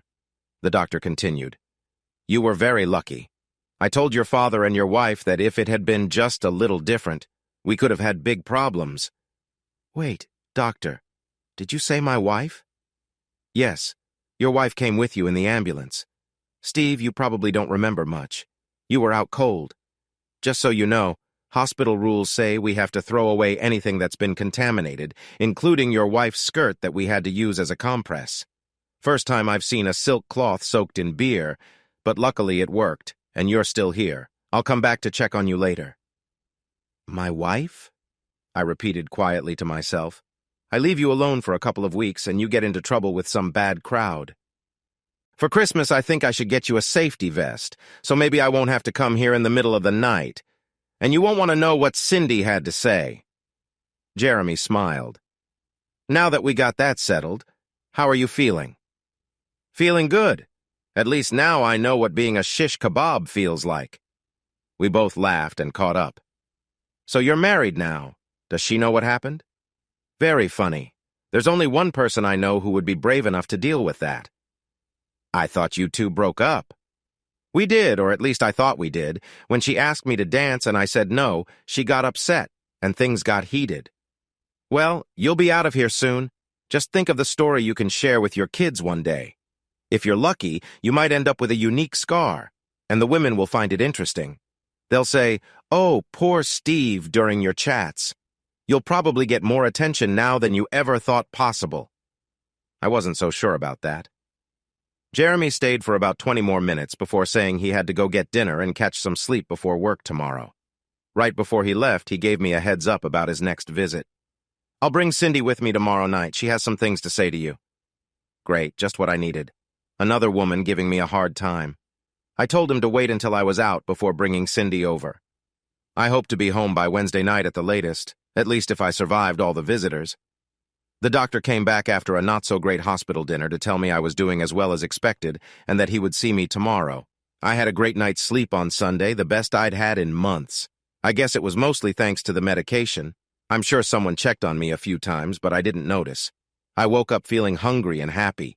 If it weren't for the stitches in my stomach, I would have loved to take a walk in the park. Legal drugs are amazing, aren't they? By Wednesday late morning, I was back in my apartment, bored, and ready to get back to work. Just don't do too much, were the only instructions the doctor gave me. I had one last checkup in a week, and then I was on my own. On my first day back at work, my desk was filled with get-well cards and cookies. I was the center of attention for the first couple of hours. After everyone's curiosity was satisfied, things went back to normal, but a few people still dropped by to say nice things. I had sent 3 emails and made 2 calls to Regina to thank her for all her help, but got no replies. When Cindy came over the next night, after scolding me for the 3rd or 4th time, she said she had talked to Regina. She feels bad about what happened and thinks she shares some responsibility. After your disagreement, she went back to her friends to explain your side. One of them, whom she met only once, misunderstood your actions and decided to confront you. Confront me? That guy nearly caused a scene. Great friends she has. Steve, Regina said that even though she didn't know this guy well, she still feels somewhat responsible. Well, she should. Did you learn anything from this? You should realize she likes you. Why? I don't know. You felt hurt because you thought she wasn't paying enough attention to you. Weren't you the one who told her she could hang out with those guys because you weren't comfortable dancing? Hanging out with them, sure, but she let them get too close. That's not just dancing. Did you talk to her about it? No, you just got angry and walked away. How was she supposed to know? With your quick tempers, you both need to learn to talk things out calmly. Steve, girls are aware of things, but we can't read minds. Call her and explain why you were upset. I know she will listen. I tried, but she's not answering my calls or emails. Maybe it's time for me to move on. For the 4th, 5th, or even 6th time, when will you see that you need to take a chance on someone? Everyone makes mistakes, including you. If you want to be alone forever, just keep walking away when things get tough or when you're uncomfortable. Take a chance and maybe you won't be let down. Cindy, maybe you didn't hear me. She's not answering. Steve, are you doubting yourself? And if I'm correct, you still have a car and know where she lives? Go show her you're serious. I tried on Friday and Saturday, but it didn't work out. Once I thought she picked up, but then I heard that familiar dial tone. I decided to follow Cindy's suggestion. St. Paul's Catholic Church has 5 services on Sunday. I knew she wouldn't be at the early services because of Angela, so I had the 9:15, 10:30, and noon options. I waited on the church steps. I didn't see her at the 9:15 service, but luck smiled on me at 10:10 when I spotted Regina and her whole family walking up the sidewalk. I had practiced what I wanted to say, but seeing her made me forget it all. She noticed me but didn't say a word. She walked right in. I followed her and sat a few rows back. My family never went to church. Before I met Regina, the only times I entered a church were for weddings and funerals. When I went with her, I did what everyone else did. I stood, kneeled, and sat when they did. An older lady next to me gave me a prayer book and showed me where we were. She smiled and went back to her reading. Even with her head down, I could tell Regina saw me when she walked back after receiving communion. 15 minutes later, the service ended, and everyone started to leave. I lost sight of her a few times in the crowd. I caught up with her when she was halfway down the stairs. Regina! She stopped, and everyone paused. Steve, what do you want? I just need to talk to you. Didn't you say enough last time? Please, just 10 minutes. That's all I'm asking for. After that, if you want, I won't bother you again. Her face gave no clues as to what she was thinking. Her mom whispered something to her before looking at me. Come on, I'm not having this talk out here, Regina said. I followed her to her car. I guess you still remember where I live? I nodded. Just follow me and we can chat there. I did what she asked, even though I felt strange about having this talk with her whole family nearby. Mom, I'll be outside for a bit. Please keep Angela inside, okay? Is Steve staying for lunch? Regina asked me. I'll tell you in a moment. She hurried out the back door and I stepped after her. We walked into the backyard and I wished we could be alone, but that didn't happen. All right. Talk. You have 10 minutes, she said with her arms crossed. I'm sorry if I'm wasting your time, I said, starting to walk away. I've always been told what to do, and I'm just tired of it. I guess we don't really have anything to discuss. Steve, just talk to me. I don't understand what happened between us. We were good, then you disappeared. It didn't make sense. I spent the next 15 minutes explaining to Regina why I felt hurt. You never told me anything. Why not? I did try to talk a few times. Didn't you see how upset I was that night? I was really frustrated and you just didn't seem to notice. Steve, maybe I didn't see you a little, but I didn't mean to ignore you. You have to believe that.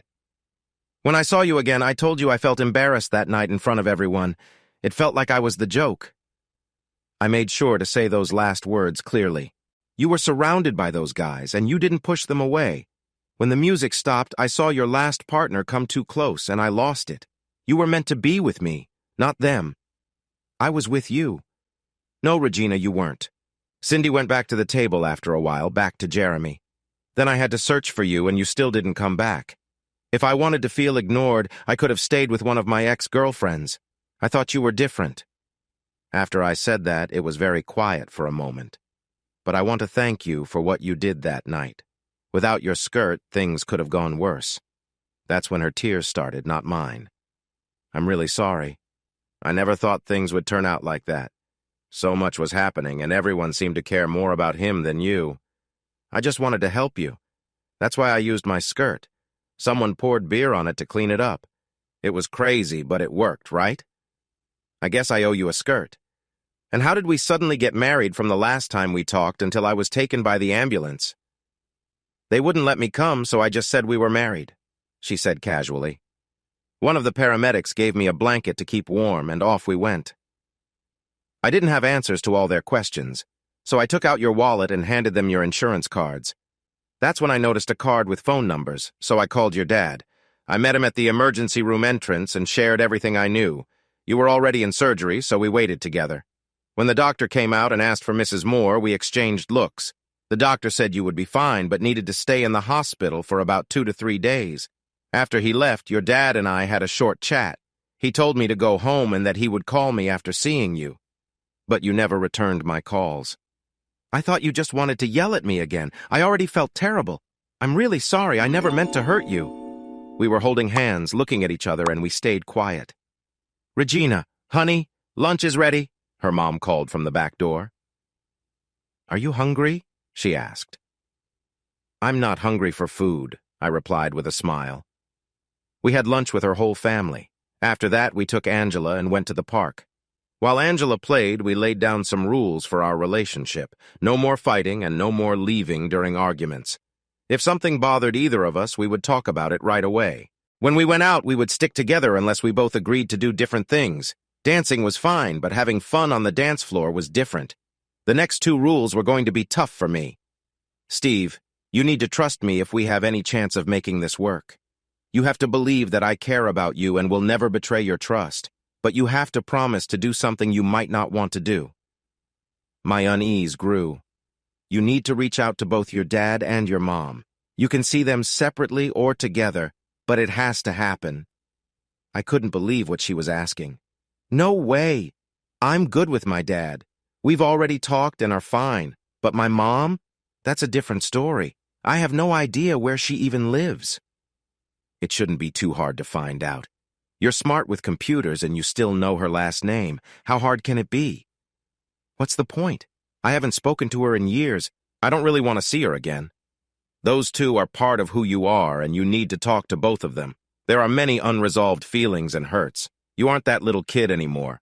You have to close that chapter in your life. Forgive them and move on, hopefully with Angela and me in your life. She was asking a lot, but deep down I knew she was right. Regina wasn't thrilled about my decision, but I felt it was important. Good or bad, if we were going to move forward together, I wanted her to meet the 2 people who helped shape me into who I am. It took my dad a week to say yes to a meeting with my mom. I wanted to see them together. First, I didn't want to do this more than once, and second, I thought nothing would change unless they found a way to get along. He finally agreed, but only if we met at his house. My mom was quick to say yes because she wanted to see me. So on Saturday at 2 o'clock in the afternoon, with only iced tea to drink, we all sat down in my dad's living room. The air was thick with tension. My dad had moved the furniture so we could all sit in a big circle around a coffee table. This way we could see each other without being too close. Before we started, I introduced Regina to my mom. My dad already knew her from when they met at the hospital. I explained that it was my idea to have her there and that her support was important to me. After the introductions, I began. I know this is hard for everyone, but it's been a long time coming. Everyone seemed to be playing with their drinks or shifting in their seats. We may not all get along, but we have one thing in common, me. Mom, Dad, I don't know what happened between you, and I don't want to know right now, but your actions affected a 5-year-old boy in ways you can't understand. I looked at my dad. Dad, telling me to toughen up might have worked for you, but I went from thinking I had a happy home to living with a strict father and an overly protective grandmother. The only thing I learned was to always be on guard because I felt like the world was against me. That changed when I met someone who truly cares about me. I gently squeezed Regina's hand. Then it was my mom's turn. Mom, what happened between you and Dad affected me deeply. You don't leave your child. If you and Dad were having problems, that was something for you to solve together. I know you thought leaving was best, but it felt like a loss that broke my heart. You are my mother. You were supposed to love me, not leave me. All those promises of being together again felt like a taste of happiness taken away. It felt like you were starting a new life without me. How long has it been since we spoke? 6, 7 years? How many phone calls, cards, and birthdays did you miss? Why? Didn't you care about me anymore? Or were you just too ashamed to face me after so long? My mom's tears fell as she struggled to find the words, so I continued. No matter what, you are still my mom, and nothing can change that. But moving forward, how much you both will be a part of my life depends on what happens today. I need you both to understand something important. I don't need either of you in my life. I want you there, but I no longer rely on your support or approval. We are getting older, and one day I plan to get married and maybe have kids. I want both of you to be part of that, and I hope you feel the same way. This started a serious conversation among us. For the next hour, I'm sorry became the main topic. My dad spoke calmly, not raising his voice at my mom for the first time since she left us.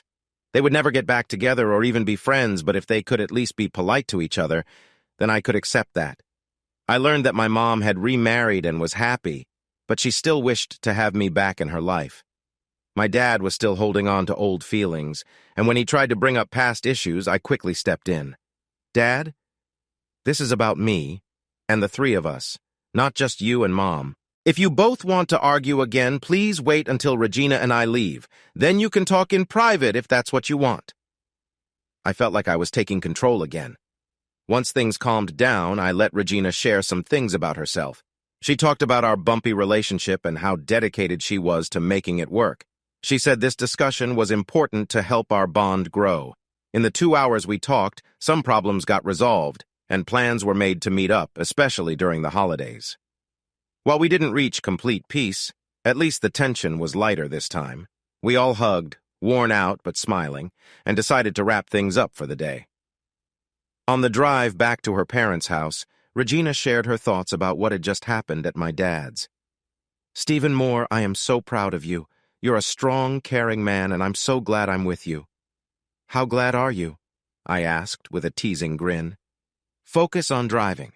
We need to keep our promise to Angela, take her shopping and out to dinner if she behaves. I think I'd prefer to have her mother next to me right now. She didn't take my bait. There'll be time for that later. I pouted, even knowing it wouldn't change anything. When we entered her house, Regina's mom wanted to know everything, but she didn't say a word. I guessed she and Regina would chat later. We quickly grabbed Angela and headed to the mall. Regina and I picked out outfits for Angela. I thought my choice looked so much better on her. I paid for both outfits and dinner at Pizza Hut. It had been a long day for all of us, and we were all pretty tired from it. After Regina put Angela to bed, we sat in her backyard, holding each other and enjoying quiet moments when we thought no one was watching. At 9 o'clock, after a sweet moment together, I decided it was time to go home. I want to go to the 9:15 service, so be here no later than 8:45, she said as she walked me to my car. With a final kind gesture, I went home for a much-needed rest.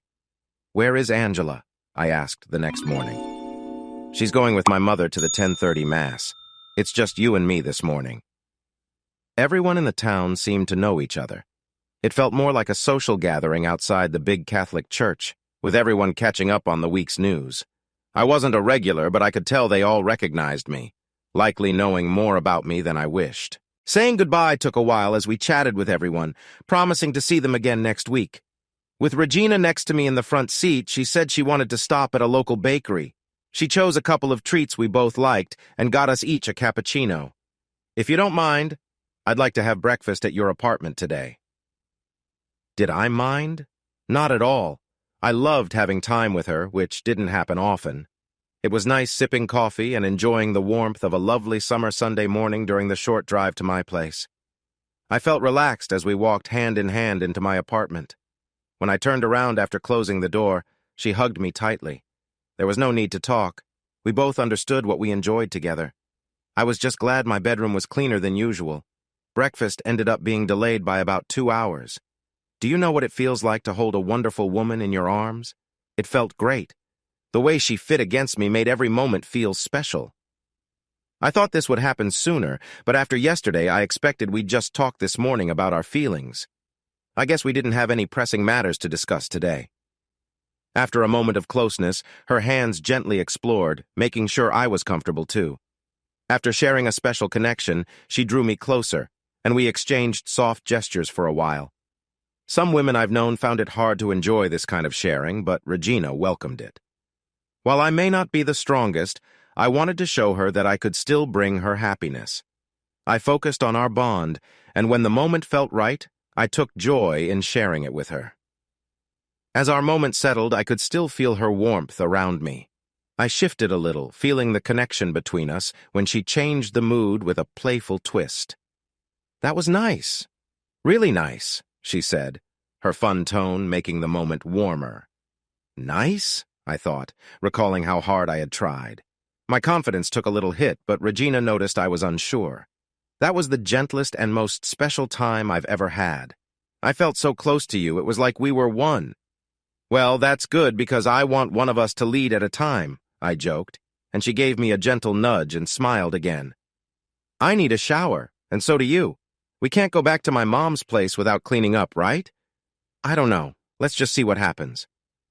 Think about my very traditional family. A guy they are just starting to trust coming back home with their daughter after a long evening? That might not go over well.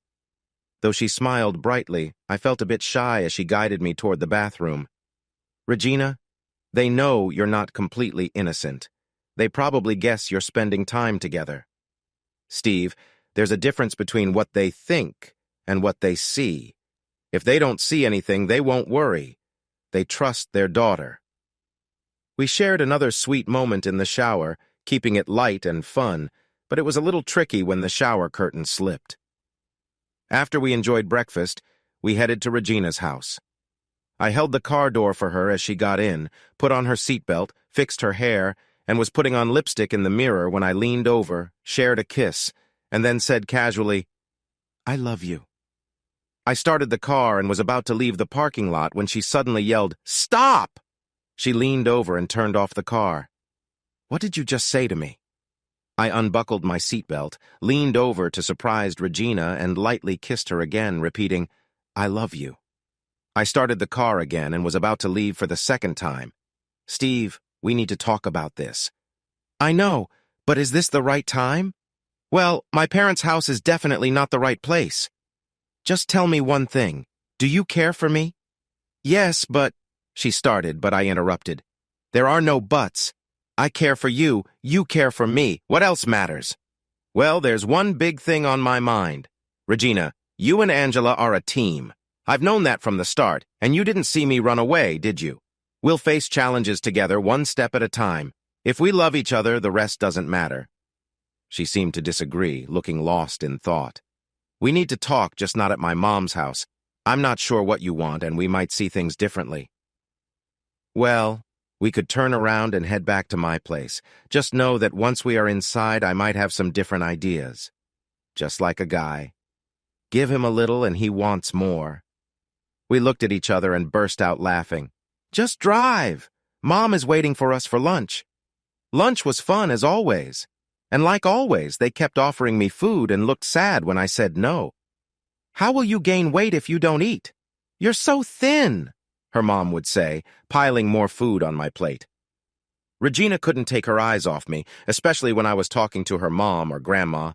When I moved my hands just a bit, she would nudge me, her eyes saying her family was watching. "You want to give them something to remember?" I whispered to her. The look she gave back clearly said no. I kept my hands to myself. Regina's grandma sat next to me. I guessed she had to be at least 80, maybe even 90. She was lively, but looked quite old. During dessert, she leaned over to me and pointed at my plate. "You like this?" she asked, nodding to the dessert. "Yes, it's very good," I said, smiling politely. "I made it," she said proudly, her chest puffing up. Then she added, "My granddaughter is a wonderful woman, isn't she?" "Yes, she is." I glanced at Regina, who was deep in talk with someone else. "Since you're already close, don't you think it's time you two thought about getting married?" After saying that, she finished the last bite of her dessert. I nearly choked and grabbed my tea to wash it down. My mind raced. How could she know? We had just taken a big step that morning. When Grandma swallowed, she continued, "The way you two look at each other reminds me of my late husband. He could be quite a handful. I still wonder how I got anything done with him around." I looked at Regina, hoping for help. "Well, I hope it's soon.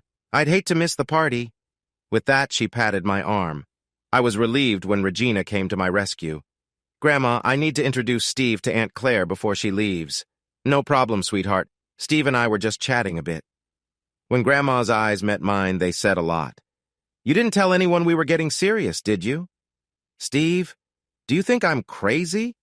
I could never take that chance." "Well, your grandma suggested that since we're becoming more serious, I should think about making a commitment to you." She shared some funny stories from her past, which were quite surprising. Regina laughed, covering her mouth. "Go ahead and laugh. You saw how I nearly choked on my dessert. Can you imagine how funny that would have been? The only one really looking out for you is me." She quickly glanced around to make sure no one was watching and gave me a sweet kiss on the cheek. Every Sunday, Grandma seemed extra alert, especially if I was with either Angela or Regina. My talks with Regina were becoming more serious. We talked about many things, including Angela. Would I take her in as family if we got married? Would I share her beliefs? Where would we choose to live? How many kids did I imagine we might have? These were questions she wanted me to answer, but sometimes I didn't have the answers. Everything was moving quickly, and it felt a bit scary. We often went out together with Jeremy and his wife, Cindy, who had recently gotten married and were curious about why I was hesitating. My family felt closer than it had in a long time. I made sure to call my dad and mom every week. We were trying to fix our relationships, but it was challenging. It was hard to make up for lost time in just a few months, but I was about to create some change again. It happened on Sunday, March 14th. Regina and I got along great. We were very compatible. Work was going well, and for the first time, I was happy with my life. My lease was ending at the start of May, and I had already told them I wouldn't be renewing it. Instead of getting a new car, I chose to fix my 10-year-old car's engine and have some other repairs done so it could last for a long time. I had better things to spend my money on. Most Sundays, there were about 20 to 25 people at her mom's house after church. It was a potluck where everyone brought some food to share. After church, Regina and I stopped at a bakery and picked up 4 loaves of warm Cuban bread. They were still hot as we placed them in the back seat next to Angela. In the trunk, I had a cooler filled with ice and a few other things I would need a bit later. When we got to the house, Regina went into the kitchen while I set out to find her grandmother, which was not easy. Luckily, that Sunday, she was sitting alone on the couch, just watching everything. I sat down next to her. "Hi, Grandma. How are you feeling today?" She smiled and said that aside from a little cough, she felt great for her age. "I have something to show you," I said, looking around for Regina and her mother. "It's a little something I bought for your granddaughter. I want to know if you think she'll like it." I pulled out the ring from my pocket and showed it to her. She didn't cry or shout with joy. She just looked at it, smiled, nodded her head, and gave me a gentle kiss on the cheek. With her wrinkled hand resting on my arm, she said, "She would love it, especially if it came from you." "So do I have your blessing?" I asked. She simply nodded her approval. I kissed her gently on the forehead. My hands felt sweaty, my heart was beating fast, and I didn't feel like eating. Still, I managed to eat a few bites. Regina was sitting comfortably in a chair on the bridge with a plate of food on her lap. She was with her mother and one of her aunts. They were chatting excitedly.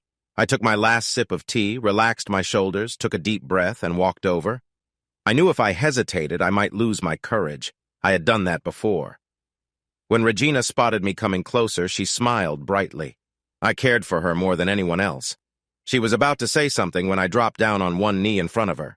I had a grand speech in my mind about how much I loved her and Angela, but I got a bit nervous and kept it short. Regina Diaz, I love you. You would make me the happiest man if you would marry me. She didn't see it coming, especially not right there in her parents' living room. Only her father and grandmother were aware of my plan.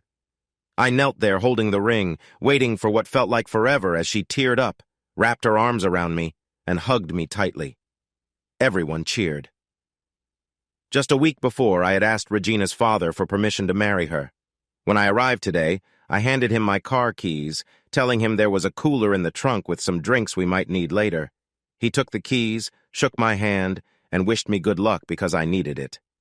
He was right. Joy erupted as all the women wanted to see the ring on Regina's finger. And Regina? She wasn't letting go of me at all. She held on to me tightly for the next hour. The women chatted excitedly all at once. When Angela walked in to see what was happening, Regina pulled her close and excitedly told her she would have a new daddy.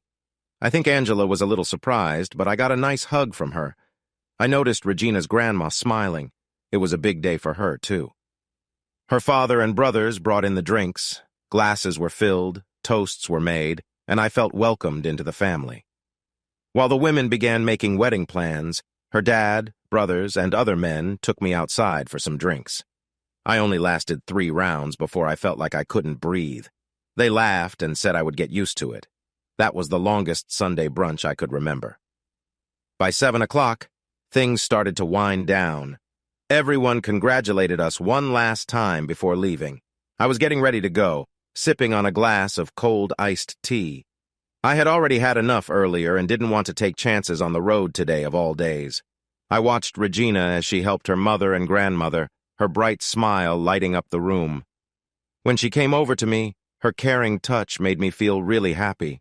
I figured it was okay to show my feelings in front of her family now that we were engaged. "Why did you do it in front of everyone?" she asked when we were alone, offering me a sweet smile. I thought about it a lot. Since your family is so close, I wanted them to share in what I hoped would be one of the happiest times in our lives. It felt like a way to bring our families together. Well, it worked. You really impressed my parents and made some of the guys in the room a bit nervous. You always surprise me. I try my best. By the way, what would you have done if I said no? Well, I've heard of a great woman. If she's half as good as the stories, she would have made our honeymoon amazing. That's clever. I can promise you that you won't walk straight once I'm done with you. Shouldn't I be saying that to you? We both laughed. The air was full of excitement. With Regina in my arms, I wanted to take her home and enjoy our engagement. But her mother wasn't ready to let me go yet. She wanted to talk about wedding plans. So, for the next hour, Regina, her mother, grandmother, and 2 aunts discussed the upcoming celebration. It wasn't how I had imagined ending my proposal day. On Monday and Tuesday nights, we told everyone our good news. First, we visited my dad, who wasn't surprised at all. Then we met Jeremy and Cindy, who both said it was about time. I wasn't sure if my mom was surprised or not. She looked happy for us, but I sensed something else. However, I didn't care much about her feelings. We made our choice, and that was what mattered. When Regina asked when I wanted to get married, I said the sooner the better, since I had to leave my place by the end of April. We need to find a new apartment and be ready to move the last week of April, so we don't have much time. Finding a good location became the main issue. She wanted to stay near her parents, while I needed to be close to work. We had a bit of a disagreement. Finally, I marked her job, my job, and her parents' house on a map. This is where we need to search. A friend of her cousin's neighbor had a 2-bedroom apartment for rent. I guess joining a big family has its perks. The place was big, clean, and I could deal with the view of the parking lot for the price we were offered. We signed a year-long lease and were told we could move in any time after April 27th. After our first wedding gathering on the day I proposed, I tried to keep away from wedding plans. I planned to be there, whether I wore a tuxedo or not. As long as there was something fun for me, I was content. It was, after all, the bride's special day. I thought they were kidding when they said the wedding would be on the first Saturday in May. I was sure it would be at least June. Clearly, I underestimated the Diaz women. In just 2 weeks, the hall was booked and the food was arranged. The invitations were ordered and already being printed. I asked my mom if she wanted to help plan. Besides her support, she was letting my future wife's family take the lead. Not until our wedding night, I said a little too loud when Regina told me her plan for the next Saturday night. Just think about how excited you'll be by then, she explained, sounding a bit unsure. By then, all the priest will have to say is, I now pronounce you husband and wife. And when you lean in, I'll probably be overwhelmed. I was serious. Well, I didn't say we couldn't do anything, did I? She cuddled up close to me. There are other ways we can show our love, right? I could think of several ways at that moment. Later that evening, we enjoyed a few of those. I just might make it to the wedding. I could write a lot about our wedding, but let me sum it up like this. When I saw my bride walking down the aisle with her parents, I knew she was the most beautiful person in the world. I might be a bit biased, but words can't really express how lovely she looked, and she was about to be mine. The food and drinks were enough to feed a small country. Out of the 128 guests, my side only had 11 people. On her side, the other 117 mostly brought something to share. I had never been to a potluck wedding before, and I knew it wouldn't be my last. Finally, my mom and Regina planned our honeymoon without telling me or asking for my thoughts. Trust me, was all they would say. That was nice in theory, but I would have liked to be part of the decision. And the worst part was that Regina wouldn't tell me much more than I'd love it, just like I loved her family. Was I nervous? Well, maybe a little. How can I pack if I don't know where we're going? I asked. Just pack for warm and humid weather, she said. That didn't help much. You'll need your best suit and your dancing shoes. Regina, how about you and my mom pack for me? I'll be sure to have the right clothes, I said with a hint of sarcasm. But she must have not caught that because, on the day before our wedding, 2 big suitcases with my name on them appeared. I was in for a surprise. It was late, almost midnight, and the wedding party was still lively. I was enjoying myself, but I had other thoughts. I was feeling excited and ready for a new adventure. I quietly walked up to my bride, kissed her on the neck, and told her she made me the happiest man alive. She glanced at her watch, called for her mother, and told me it was time to get ready. Ready for what? I asked. Our honeymoon, silly, she said with a smile. An hour later, the 4 of us were crammed into her dad's SUV with enough luggage for a long journey. With her parents in the front, Regina and I snuggled close in the back seat. When we arrived at the airport 45 minutes later, I needed some answers. I stopped and raised my hand to pause the busy scene around me. Wait, I'm not moving until you tell me where we're going. The 3 of them exchanged looks, and finally, Regina answered. Puerto Rico to start, and we have about an hour and a half until our flight leaves. At least I knew we were heading south. Once we were settled in our first-class seats, just before takeoff, Regina handed me our plan for the next week. We were going on a 7-day cruise through the southern Caribbean, starting in San Juan, Puerto Rico. When we arrived, her extended family greeted us at the airport. We were taken to a house just outside the city. People spoke mostly Spanish, with some English here and there. After some introductions, they showed us to a room where we could freshen up and relax. Get some sleep or whatever you two like. The rest of the family will arrive around 11:30 for the celebration, her cousin said with a smile as he closed the door. I turned to Regina, puzzled. Rest of the family? Celebration? My family here wants to throw us a wedding party, she explained. How big is your family anyway? Even though I was with the most amazing woman on our wedding night, I still fell asleep. In my defense, it was 6 o'clock in the morning, and I had been awake for 24 hours celebrating and getting married. I was worn out. I woke up feeling warmth beside me. I was a bit confused at first. Then I realized I was with my new bride. We quickly found ourselves laughing in the shower, enjoying our time together quietly. There were at least 50 people at the party. First and second cousins, old friends, and new friends were all there. Tables filled with food and drinks surrounded the living room, almost enough to feed the whole island. After having fun for 3 more hours, I hoped we would get to the ship on time and ready to set sail. Everyone wanted to meet Regina's new husband, and since she had been away for 10 years, there was a lot to catch up on. At 5 o'clock, I told her it was time to go. We packed everything into the car and went to the port. I was excited about spending 7 days alone with my new wife. The cruise was full of things to do if we wanted. There were 6 stops: St. Thomas and the U.S. Virgin Islands, Barbados, St. Lucia, St. Kitts, and St. Martin. We would be back in San Juan on Sunday morning. We didn't make it to dinner on the first night. Instead, we ate in our cabin on the balcony, enjoying time together after 2 busy days. Regina mentioned she had packed a special surprise for me for each night of our cruise. If the rest were as nice as the first, we might not go to the dining room for any meals. By Tuesday, we needed a break. One of the legs of our bed had broken. The steward promised it would be fixed by night. He gave me a wink, saying they would bring a stronger one. We took nice strolls in the Virgin Islands and Barbados, buying a few souvenirs, even though most were for tourists and didn't interest us much. While we were getting ready for dinner, I thought about skipping it again. "Sweetheart, do you want to skip dinner and order room service tonight?" "No way! I want to see more of this ship before we return to San Juan on Sunday morning. Plus, I really want to try the food in the dining room." I agreed after she promised something nice when we got back to our room later. Our whole table looked at us as we sat down and ordered a bottle of wine. "We didn't know if we'd see you two at all during this trip," said one of the women. "I hear you're on your honeymoon." Regina smiled and told them they were replacing the bed in our room because we had worn it out. I felt embarrassed when everyone laughed. The food was delicious, and the company was fun. We were having a wonderful time. "You must go to the late-night comedy show at midnight," one of the women told Regina. "It's just for those looking to have a great time." "I'm not sure I can keep my husband waiting that long, but we'll try to make it. Please save us a seat for tonight."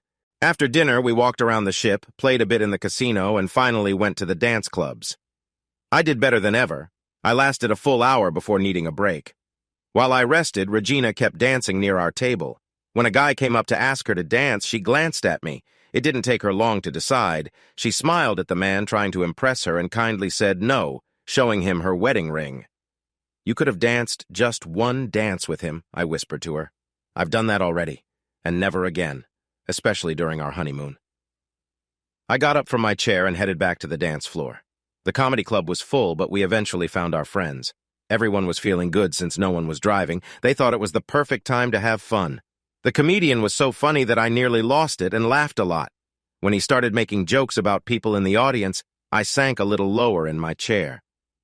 "Where are that newlywed couple who broke their bed in their cabin and had to get it replaced?" Our friends pointed to us. "Looking at your lovely wife, it's easy to see why. If you get too tired, I'm in room 1041, that's 1041. Everyone laughed, and it was all in good fun. Regina, never one to back down, quickly replied, "Well, if you can do more than my husband, let's see what you can do, and maybe we can work something out." "How about I give you a small part of what he can do?" he shot back. "To be half as good as my husband, you'd have to impress at least 4 times, she said, making everyone laugh again. "But if you don't mind, we have another bed to check out," she said, taking my hand. "I've also heard that no one has ever gone through more than 2 beds on a week-long cruise, but they haven't met my husband." We walked out to cheers. "Unless you're mistaking me for someone else, I don't have those skills," I said. "I know that, and you know that, but the others on the ship don't." She winked at me. I got a lot of attention from other women during the cruise. We didn't break the bed record, but we certainly tried our best. On Sunday morning, we were back in San Juan, and by 10:30 we were on our flight home. It was a tiring but unforgettable 7 days. With those 7 new outfits, we could relive our special moments over and over. We slept for most of the flight because we knew our new life would start the moment we stepped off the plane, and it was waiting for us. "Mommy! Mommy!" Angela shouted, running to Regina. I got a hug, but most of her happiness was for her mother. On the way back to our apartment, we tried to sum up the 7 days in just 45 minutes. With work starting the next day, we went to bed early, knowing we would wake up to our new usual. Life was better than good. I was usually greeted at the door with hugs from both my girls. Every Friday evening, I made sure to bring something special home for Angela. It didn't have to be much. She just loved knowing I would have a surprise for her. One time, I almost forgot. I got home and realized I had left her little gift behind. I quickly stopped at a small drugstore to buy a little stuffed animal. "You know you're spoiling her. You won't be able to keep this up," she said. She was right. From that Friday on, I gave Angela $1 for her piggy bank. Now, when I would come home, she'd meet me at the door with her bank. After a big hug, I'd put $1 into her pink piggy bank. Sometimes it was coins, sometimes it was paper money, but there was always something. It was the week before I had to go out of town for work. Regina seemed a bit different, and by that, I mean the happy feelings were fading. She still waited for me, but something felt off. We still had sweet moments most nights, but if I didn't know better, I would think something was bothering her. I had to be away for nearly 4 days. I called her each night, and she said she missed me, but I could hear something else in her voice. On my flight back, I tried to rest as much as I could because I knew I probably wouldn't get much sleep my first night home. It was the first time we had been apart since we got married 3 months ago. When I pulled into the driveway and opened the door, it was empty. No warm greeting, no hug, nothing. "Honey, I'm in the kitchen," I heard her call. She was stirring something on the stove. After a while, I finally got my hug and a kiss, but it felt later than I had hoped. Maybe I was expecting too much. She seemed a bit quiet, but Angela was her usual cheerful self. "Regina, are you okay? Are you feeling all right?" "I'm fine, just a bit tired, I think. I'll be back to normal by the weekend." But I felt differently. My wife spent a lot of time at her mom's or on the phone with her. It could just be a bit of a post-wedding letdown, or maybe I wasn't paying enough attention. Whatever it was, it seemed to grow. When she got upset with me on Friday night for giving Angela $2 instead of $1, I knew something was wrong. When she said nothing was wrong, I told her I didn't believe her. That little voice in my head started talking again, and I didn't like what it was saying. Saturday morning, Regina said she wanted to go to church for confession. She had never done that before with me. Since she was so religious, I couldn't help but wonder what could be bothering her so much. When she came back, I could see she was upset. Whatever she was dealing with looked heavy on her shoulders. "Regina, we need to talk today." "I know, and we will when Angela goes to bed tonight." The tension just kept growing. Dinner was simple, but neither of us felt like eating much. After watching a bit of TV, taking a quick bath, and reading 2 chapters of her favorite book, Angela finally fell asleep. I found my wife in the living room, waiting for me. "Do you want to start, or should I just ask questions?" I said, trying to keep things calm.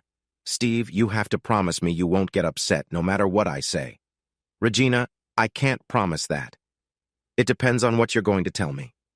"Please, just promise me." She looked very worried. "Okay, I promise. I won't get upset no matter what. You know how we talk about everything and make decisions together?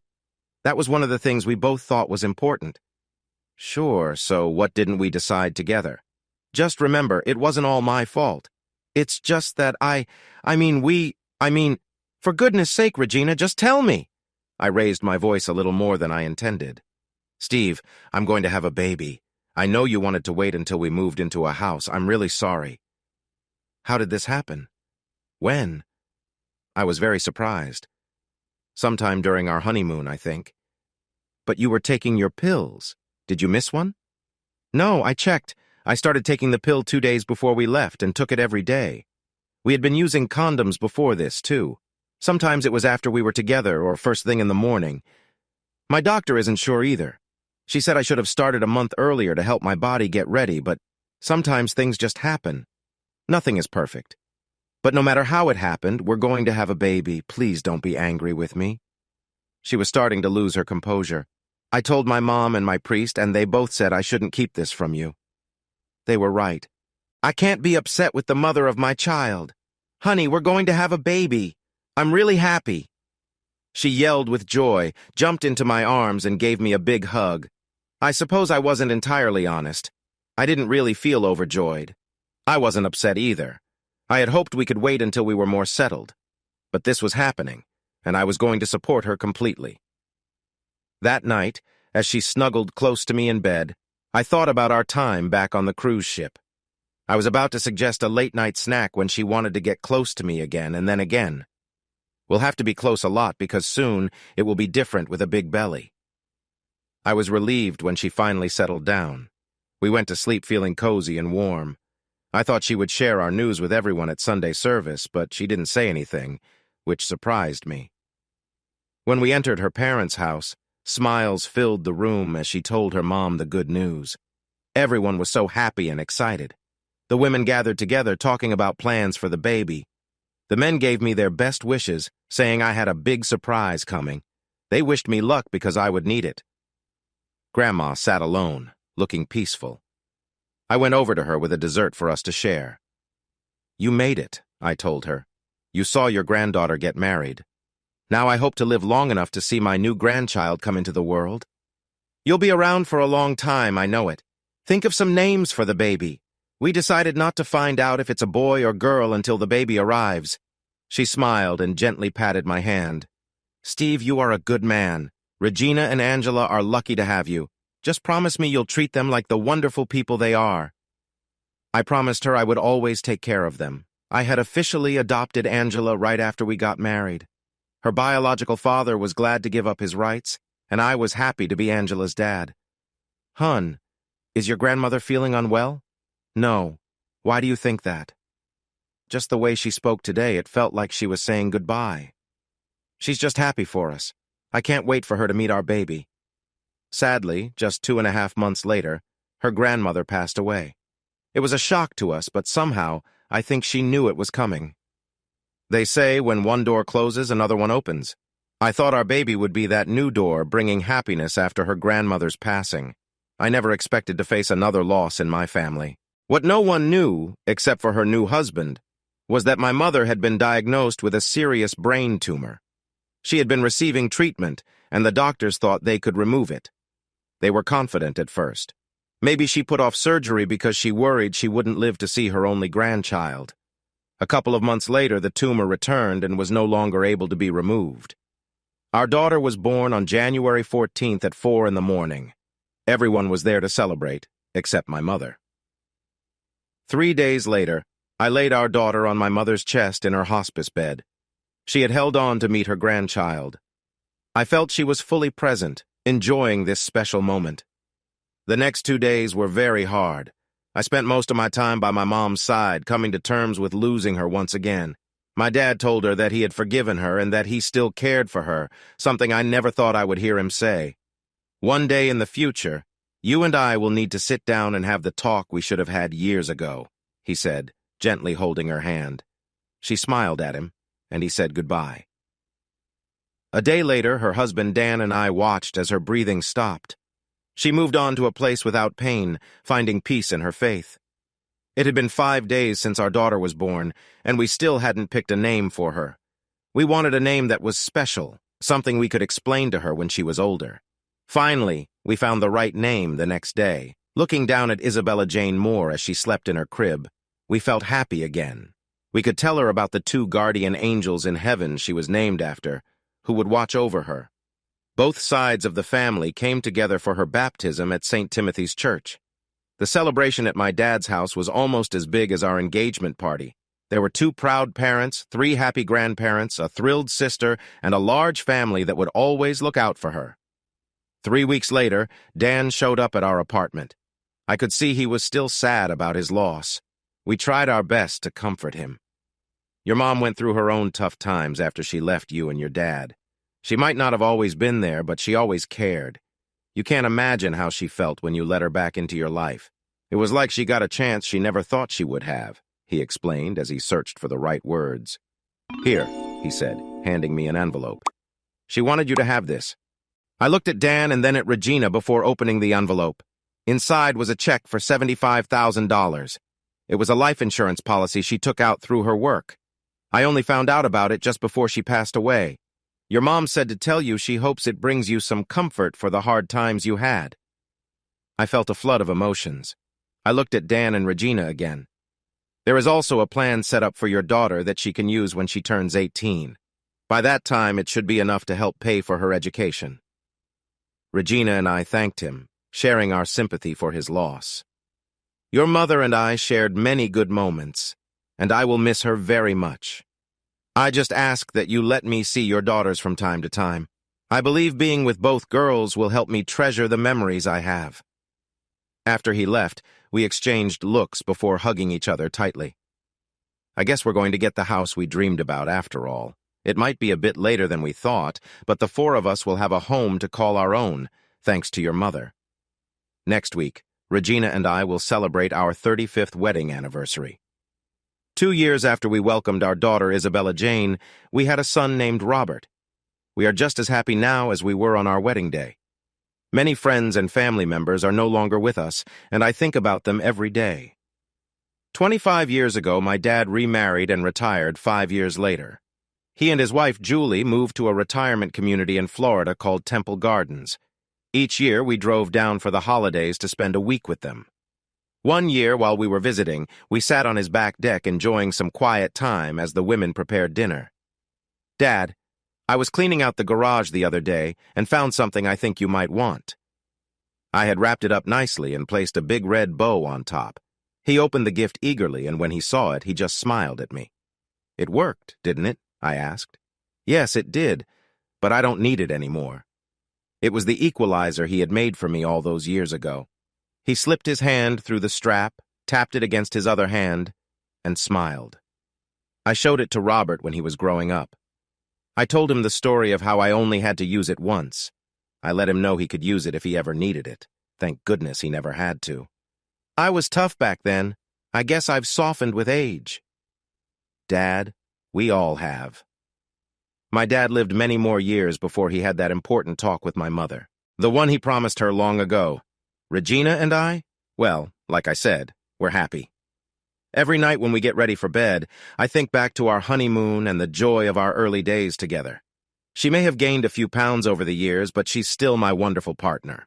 Now, if I could just get her to tone down her language a bit, she'd be the perfect companion. Hey, audience! If you liked this video and want to keep up with more thrilling stories, make sure to subscribe to Prince Cheating Tales and hit the notification bell. You don't want to miss out on our upcoming adventures. Thanks for watching, and we'll see you in the next wonderful story.